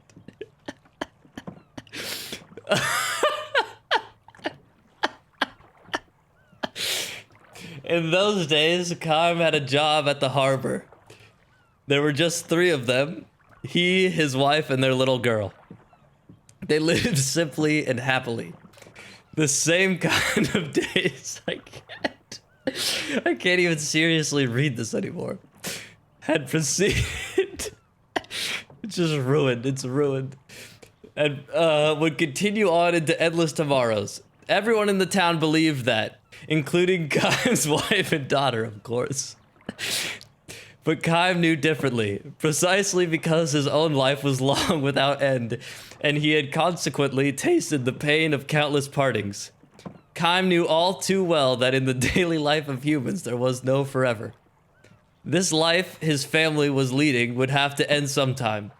It could not go on unchanged. This was by no means a cause for sorrow, however. Denied a grasp upon forever, human beings knew how to love and cherish the here and now. Kaim especially loved to show his daughter flowers. The more fragile and short-lived, the better. Flowers that bloomed with the morning sun and scattered before the sun went down. They were everywhere in this harbor town, lovely, white flowers that bloomed in early spring. His daughter loved the flowers. She was a gentle child who would never break off blossoms that had struggled so bravely to bloom. Instead, she simply watched them for hours at a time, that year too. Look how big the buds are. They'll be blooming any time now, she said happily when she found the white flowers on the road near the house. Tomorrow, maybe? Kaim wondered aloud. Absolutely, his wife chimed in merrily. Get up early tomorrow morning and have a look. Poor little flowers, though, said the daughter. It's nice when they bloom, but then they wither right away. All the better, said Kaim's wife. It's good luck if you get to see them blooming. That makes it more fun. It may be fun for us, answered the girl, but think about the poor flowers. They work so hard to open up, and they wither that same day. It's sad. Well, yes, I guess so. A momentary air of sadness flowed into the room, but Kaim quickly dispelled it with a laugh. Happiness is not the same thing as longevity, he proclaimed. Oh, fuck. Well, in his case, it definitely is. What does that mean, Papa? It may not bloom for long, but the flower is happy if it can open up to the prettiest blossom and give off the sweetest perfume it knows how to make while it is blooming. The girl seemed to be having trouble grasping this and simply nodded with a little sigh. She then broke into a smile and said, It must be true if you say so, Papa. Your smile is more beautiful than any flower in full bloom. He should have said it to her. Kaim later regretted that he had not. The words he had uttered so carelessly, he came to realize, turned out to be something of a prophecy. Well now, young lady, he said, if you're getting up early to see the flowers tomorrow morning, you'd better go to bed right now. All right, Papa, if I really have to. I'm gonna go to bed now, too, said Kaim's wife. Okay then. Good night, Papa, his wife said to Kaim. Good night, dear. I really am going to bed now. Good night, Kaim replied, enjoying one last cup to ease the day's fatigue. These turned out to be the last words the family shared. A violent earthquake struck the town before dawn. Kaim's house collapsed in a heap of rubble. Kaim's 2 loved ones departed for that distant other world before they could awaken from their deep sleep, and without ever having had a chance to say good morning to him. If there is any protagonist that ever gets to be angsty, it's got to be Kaim. He has had the worst life of all time.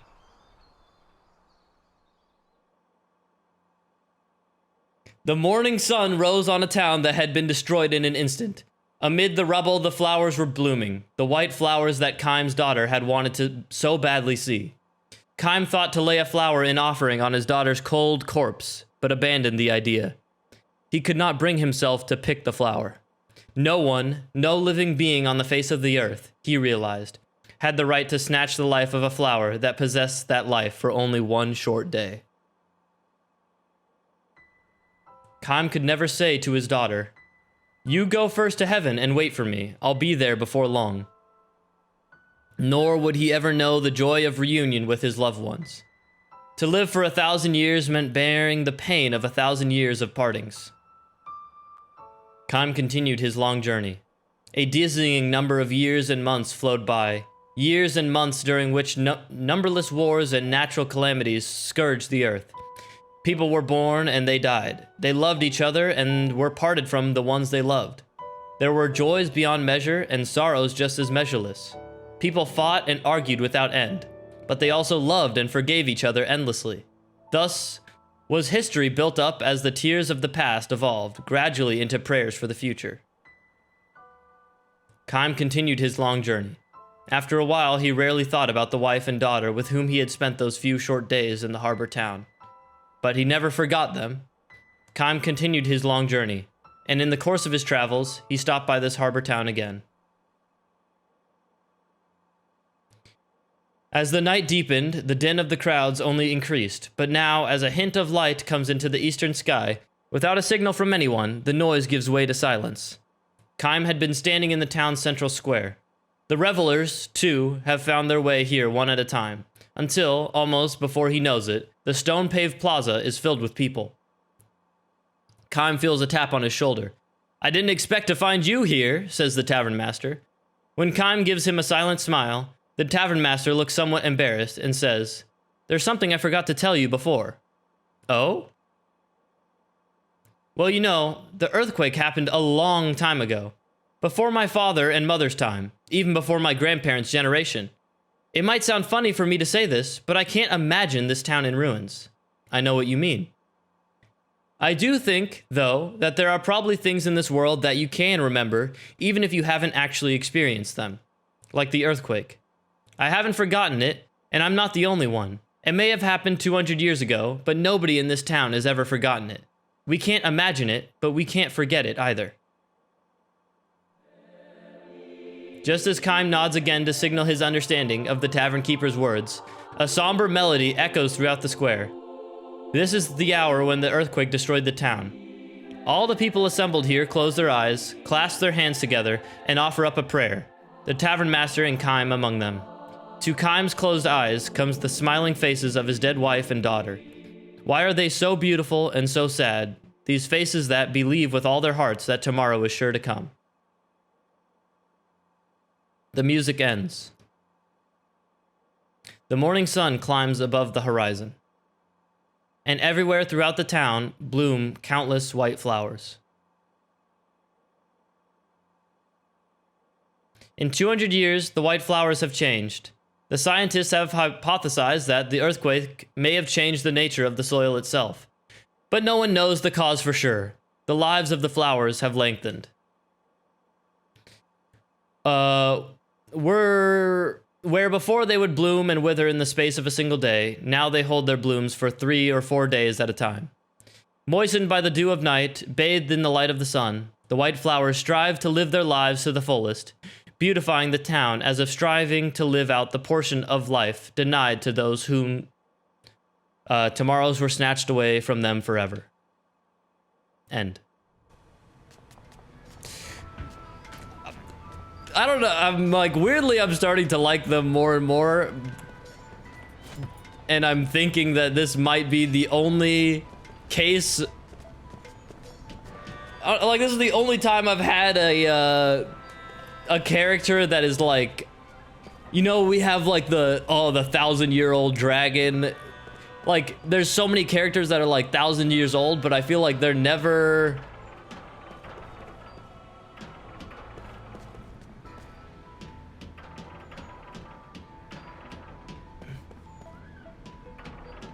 Sorry.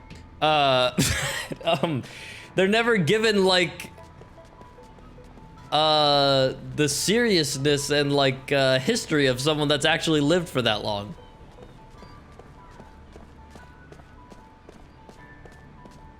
Or it's just like never... They never really like just go into depth about it. I believe you have your own mission to handle. Yeah, I'm looking for Councilman Gungara's house.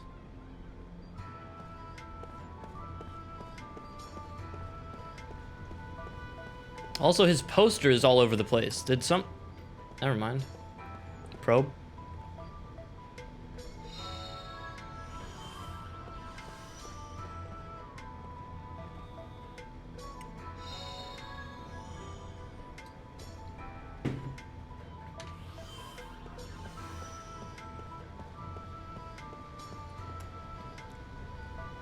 Like, I'm glad they, like, obviously, man is edgy, angsty as fuck, but it makes sense. And I'm glad they weren't like, oh, he had, like, one wife, or, like, he associated with people once, and then was like, he lost him and was like, you know what, it's never worth getting close to anyone ever again. Like, he's constantly trying to form relations, even though they constantly get destroyed. Which shows he's not just like an angsty, like, dickhead. He actually does care about people. The same with the sergeant. Like, he called her over and he, like, had her assigned to him because clearly she reminds him of somebody, or he does care about her, even though it didn't seem like he did at first.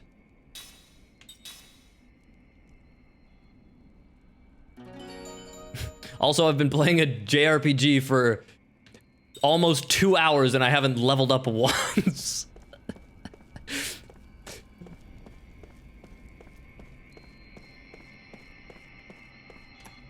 Councilman Gungara, I am finally here. Lord Tolton is currently visiting. Please wait a little longer. Oh, sure. No problem.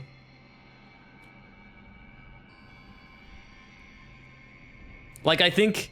Like, I mean, it's very early, but I feel like he's a very well-written character.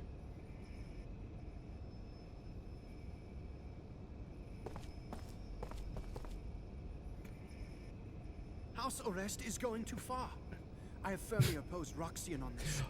Do not despair. Oh no! You're under house arrest in your mansion.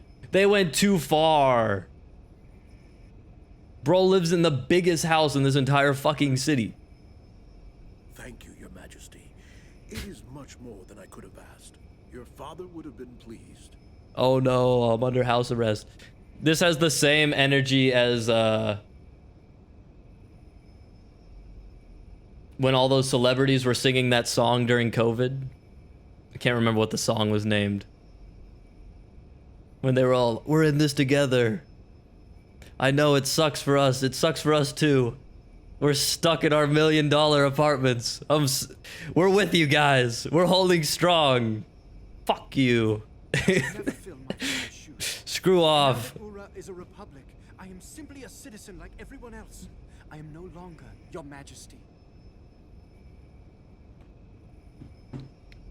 Okay. I respect the royal blood that flows in your veins.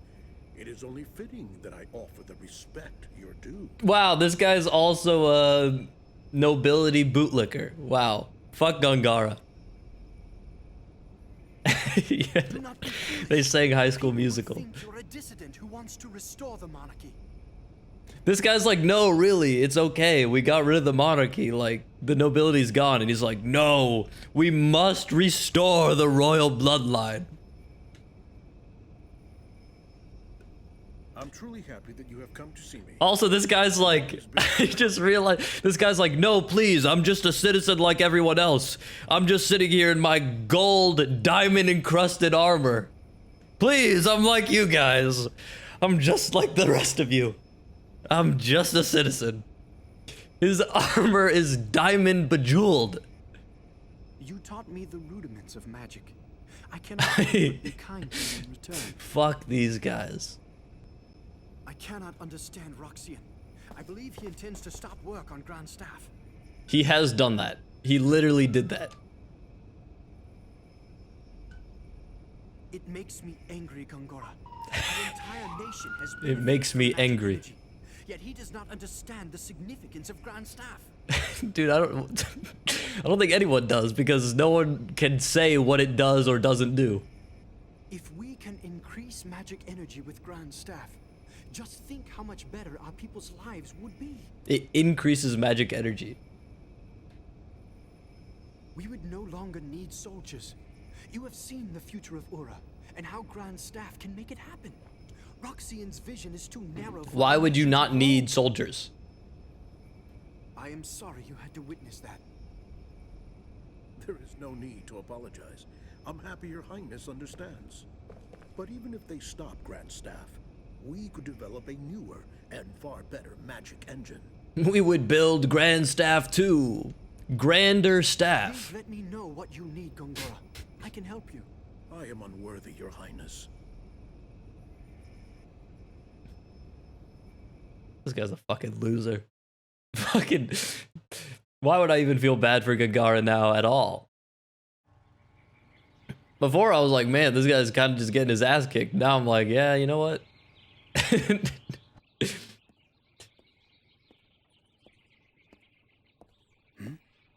Hmm?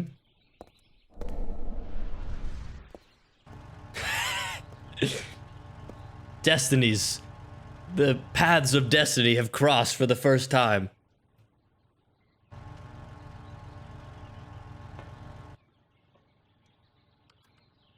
Please, go in.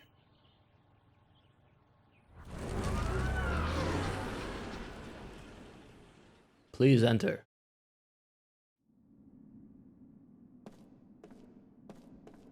Lord Gongora is waiting for you in the study. I can enter from the central laboratory. Sure. Hello? In his study. Go through this door. Alright. Well, that makes me want to go through this one first. Let me steal what he's got. He's not... This guy's house is fucking huge. Is this a grave?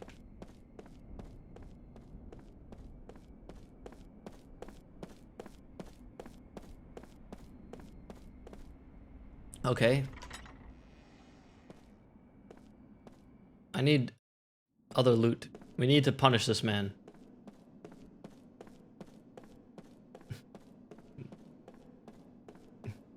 Honestly, Kaim should just like fuck off and like not associate with these guys at all.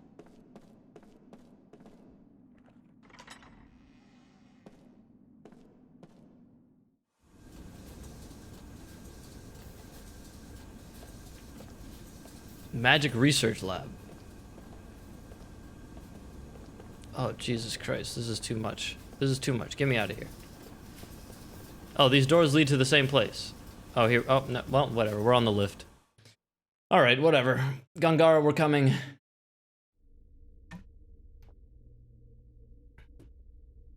That woman. How could she be in Ura without me knowing? I'm gonna guess that is about... That must be about Captain Belmore. I don't quite remember her name. But that other girl that we called towards us. He's pissed. How could she be here?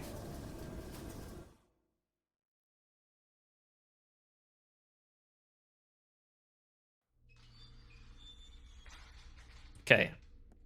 How do you know me? Good, you're here. He did not make me immortal. There's no way. I've been alive for thousands of years. I asked you here for what the hell? Reason. Hold on. There's a spy. What is it? Oh no, great, here he comes. This is the guy that we choke held. Hey, whoa, hey, you are really short-tempered. Hey, I don't have a sword, okay? Easy. I think everybody in this game's a slut. That guy, did you see that guy's eyelashes? Just a messenger. I came to see if you really come or not, which you have, so that's good. Slutty. Slutty men. He's on our side. Is Gongora not a bad guy? I'm losing it. We can use him. He's cunning and quick. and he has many connections. I want you to take him on your investigation of Grand Staff. No way, sir. You know, I thought he'd say that, my lord. His shoes, hello? Look, this other immortal joining the investigation, she might be dangerous. Why? The woman was once a pirate. I don't know how it happened, but she's now a soldier for our army. She was once a pirate. The past is the past, and I know little else about her. But, you know, it's in the past, so actually, I'm changing my mind. Despite what else he may be, he has a healthy respect for women. So, you know, Have this guy on the crew. He really respects women. That's what he brings to the table. Okay, be that way. You guys are way too serious. Pirate. Pirate. All right. Understood. Gangara has to be a bad guy. He has to be. There early. Oh yeah, you can count on it. Remember, Kaim. He has to be. You're the only one I can trust.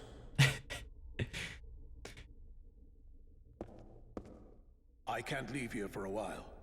The Grand Staff is my life's work. So if something is wrong, I want you, with your immortal powers, to find out what it is. Understood? Okay, I get it. I get it. You'll be briefed later. You should go now. Kaim lets Gangara pretend that he made him immortal, and that's like their connection, so he can be like, Oh, he's gonna be fun to work with. help him out. This is for your trouble. Wow, nice. You know, my lord, I've been And thinking, this working guy with is this just guy- there to keep an eye on I Kaim. mean, did you see his I eyes? bet. I mean, that's creepy. I got a bad feeling about this whole thing. I mean, this little guarantee is not gonna be enough, I'm afraid, to keep an eye on him. You're See? gonna have to give me a little bit more. You know what I'm saying?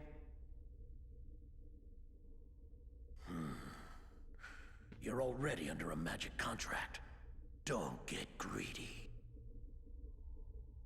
Wow! Whoa, hey, okay, that's some serious mojo, buddy. Easy, easy. Is your fee still unsatisfactory? Okay, not funny. I'm not laughing, okay? I didn't stick my neck out for this, okay? So Gangara is a bad guy, and he's horrible at it.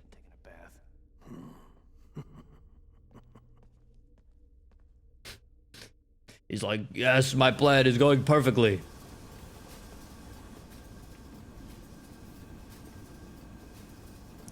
He's like the most inefficient bad guy.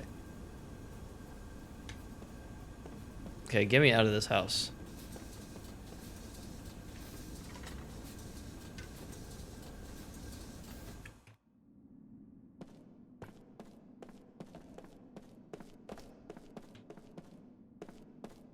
Holy fuck, the frames. Do you have anything you need for your journey? You should prepare yourself well so that you may better fulfill the expectations of Lord Gangara. Having you coming in and out of here could damage Lord Gangara's reputation. The council won't look kindly on it. You won't be allowed to re-enter the mansion once you leave. Are you sure you want to leave? Yeah.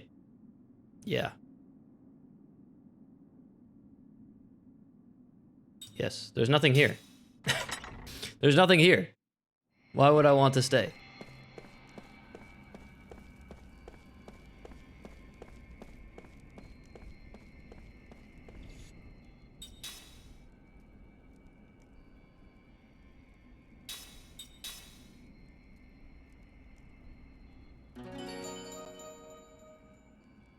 What was that tip? Immortals, when your GC is low, party members. Well. Party members something. Okay, now let me go to the weapon shop.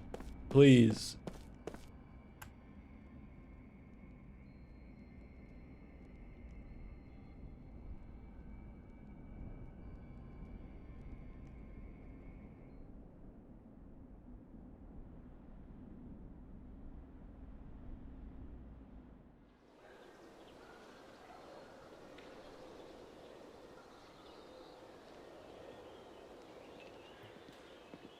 Hey! I've been looking everywhere for you. I heard about the Grand Staff investigation. God, Looks like we both got the you short end of the called her stick. here. Why are you like giving her the silent treatment? Surviving, eh? Okay, she's fucking awesome. There's always So, what did you learn in the council? Nothing to do with you. Oh, really? Say, haven't we met somewhere before? Hmm? Ugh. Nothing to worry about if you can't remember. Neither can I. You too, huh? I can't recall a thing. All I know is that my name seems to be Seth Balmore. People say I used to be a pirate. Isn't it strange that both of us lost our memory and are immortal? Maybe we met a long time ago. I sort of get that feeling when I look at you. She's got a great outfit. Were we enemies? A dress with like the Maybe even ribbon tied on armor sleeves. Looking forward to starting our journey tomorrow, Kaim Arganar. Tomorrow? You still haven't been contacted by the council? You set out for Grand Staff tomorrow morning. I thought you would have heard by now. Oh, by the way, I'll be joining you on your little trip. So you are going with me then? He knows Right, this. it's strictly forbidden. I'm like, he knows all this. He asked for her to come.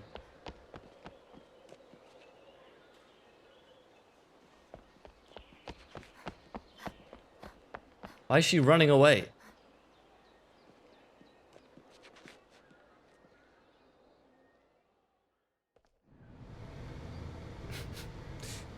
Insanely strange, but okay. I'm with it. I like her.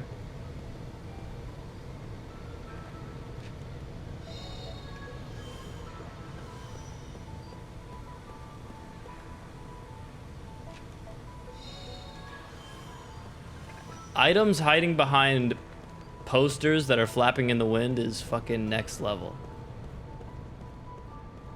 This game, it's ahead of its time because of this feature. Poster items.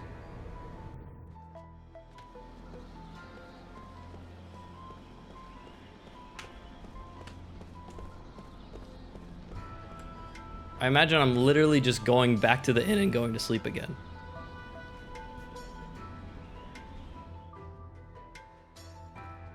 Nope.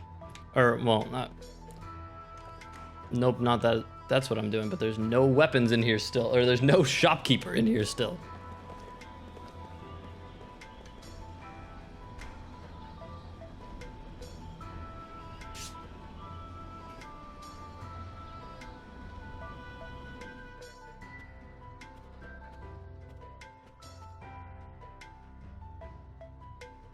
Welcome back. I received a message from the council earlier. You are to report to the Great Gate for your next mission. If you head to the station, you can take either the monorail or pick up a taxi to the Great Gate. Be careful out there. Taxi or monorail. Can I go right now, or do I actually need to go to sleep?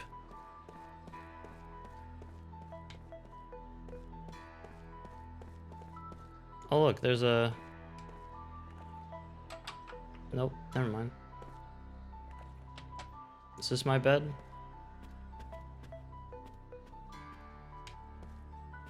No? Is this one my bed? I think this one's my bed. This is not my bed? It must have been that first one. Okay, never mind. Maybe I just go there right now. Welcome to my inn. I'm not gonna... No, I'm not gonna stay. Okay, let's just leave. Just go to the gate.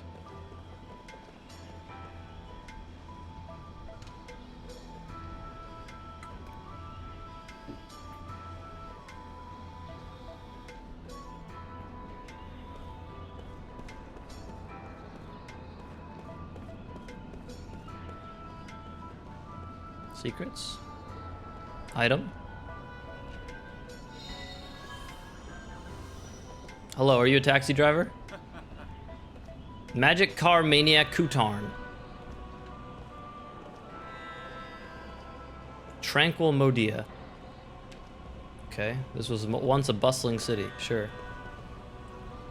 The city has the same brown hue that most games of this time had. There's so many plants and water, but it's like all under a filter. Taxi. Magic taxi, where am I going? I'm going to the Great Gate. Taxi! Take me to Grand Staff.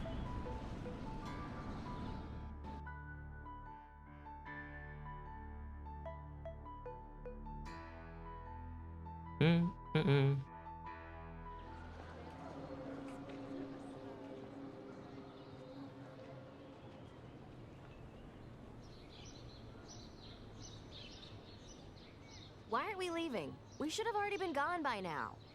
I'm waiting for somebody. What? Who? There's somebody else on the team. Huh?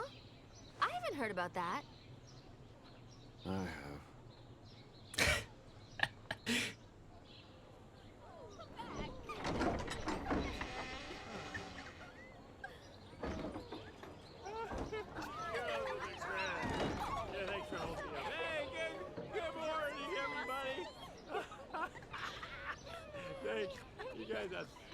What the?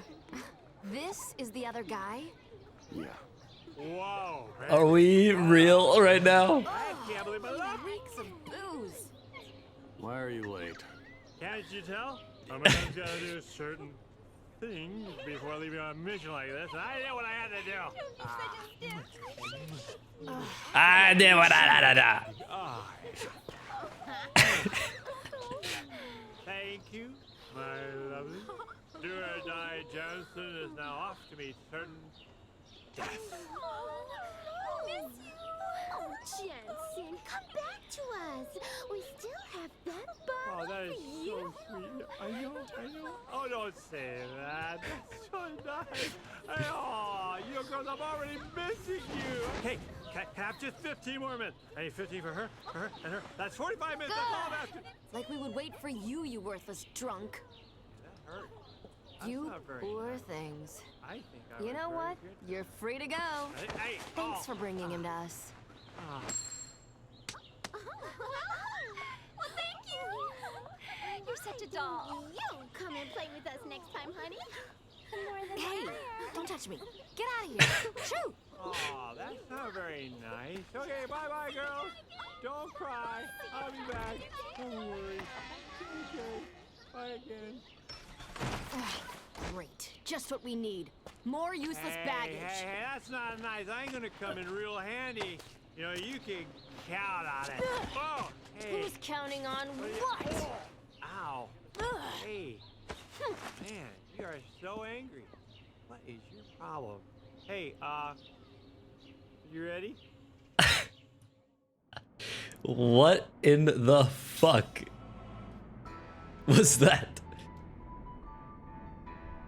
Mortals like Jansen learn new skills by raising their levels, but immortals don't acquire new skills by leveling up. Immortals can learn skills from mortals using skill link. Oh, what the hell? By selecting a mortal, all of the skills learned will be displayed. Select the skill you want to learn and a link will be established. To learn a skill, you must fill the SP gauge, blah, blah, blah. Immortal using skill link with Immortal can only earn SP towards the linked skill if they are both in the formation. After using the skill link, don't forget to set the battle formation. Skills can also be learned from accessories. Some accessories grant the user the effects of a skill simply by equipping them. The skills learned from mortals will not be effective until you assign them in skill slots. Immortals can use the skills assigned. Very interesting. Okay. That's super cool, actually.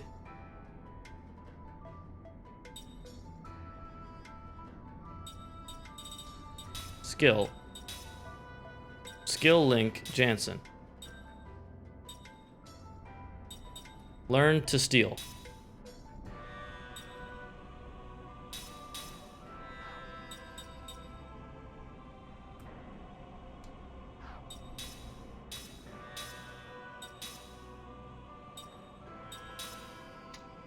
Okay, we haven't learned this yet.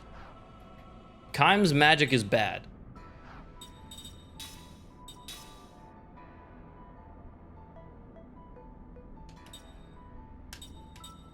Yeah, Seth's is much better. And Jansen's is way better. He's thief. An immortal man who has lived for 1,000 years, bearing witness to the lives and deaths of countless people. A renowned pirate and an immortal of 1,000 years, in love with freedom and exploring the world. A lover of women and wine, easily influenced by both. A man of instinct rather than thought. Okay, well, Seth, you can skill link Jansen. Let's have multiple people have cure. That's important.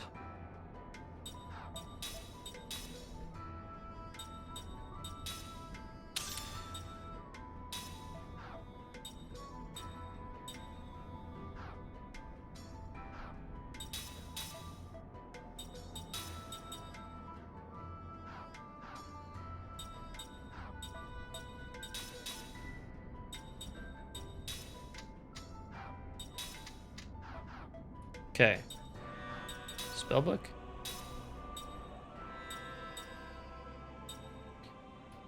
Oh, anyone with level 1 magic can learn any of these. This is awesome, actually.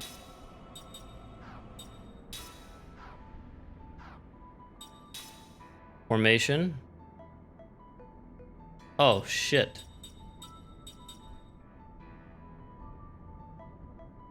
Do you need to be here? Well, I guess we'll see after one battle.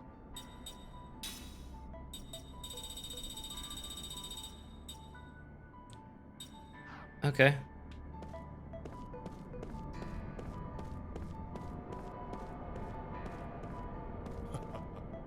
You're the immortal Kaim Argonar. I heard that you're under orders to investigate the Grand Staff past Ypsilon Mountains. I have to warn you though, the Ypsilon... Yo, we got the Fallout 4 tech. We can just walk away from conversations. Lost Odyssey did it first.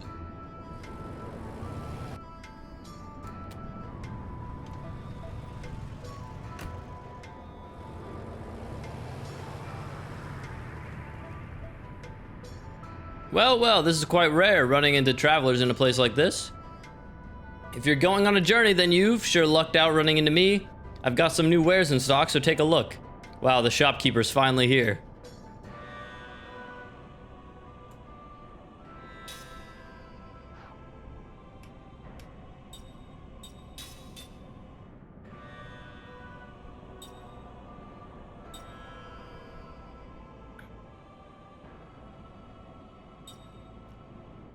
Increase magical... I don't like...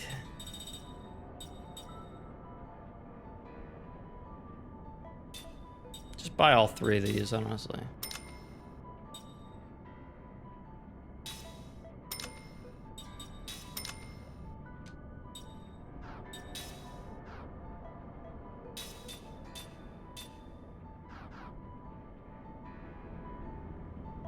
Yeah, I know you run a shop. You're never there.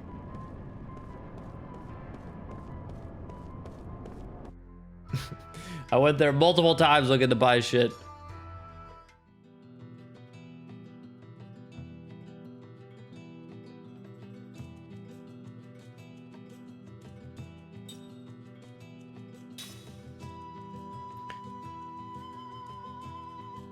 Look at this.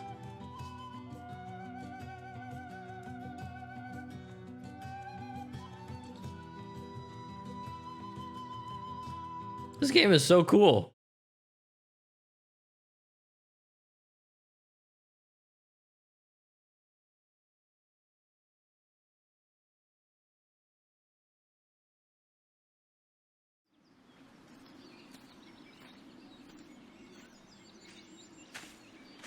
Quick, easy, Buck. I just gotta follow him. This is like a death march. Hey, we gotta get through that? There's no road. Pull yourself together. If this is all it takes to wear you out, we're in trouble. Yeah, well, I don't wear out in bed. Once we get through here, there's the Ypsilon Range. Those mountains are steep and rugged. The weather is unpredictable. Since the ground is unstable, you have to be on the lookout for rock slides, too. Oh, I okay. expect to see you take a tumble into the canyon before we see any rocks doing it. Yeah, funny. You know, Lord Gungora was saying you have a problem with your memory, right? I mean, you sure know these mountains well enough. And of course, you know you shave your legs every day and you pluck your eyebrows. And you owe me money, so I'm confused. You sure you really don't remember? My body remembers. What? There was a time when I used to rush through here. I was a pirate, and supposedly I also went through these mountains. But I just don't know what the truth is. I don't have any answers. Huh. Well, what about you? Did anyone tell you what you once were? No. Nothing? Nothing. Well, since you're so upbeat and happy, I doubt if anyone will remember you. Wow. That's fine with me. Oh? My body also remembers. How so? Just that it was painful. If I happen to remember, and my past didn't amount to much, then I think it's probably better to have never remembered. Oh yeah, that's smart.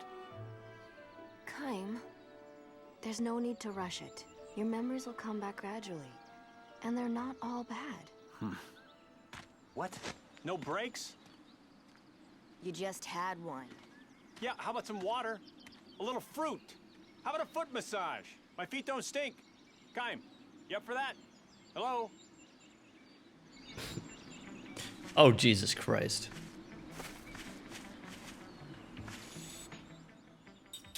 All right. I think I'll end it there, and we'll start actually like going into Lost Odyssey next time I play. That was basically the prologue, which was insanely long, but I liked it. I think Kaim's a super cool character. I don't know about the other ones, but hopefully they'll end up being cool. And I think this game has a lot of promise. Thanks for watching. It was fun to finish Golden Idol. I'll be back next time. Bye-bye.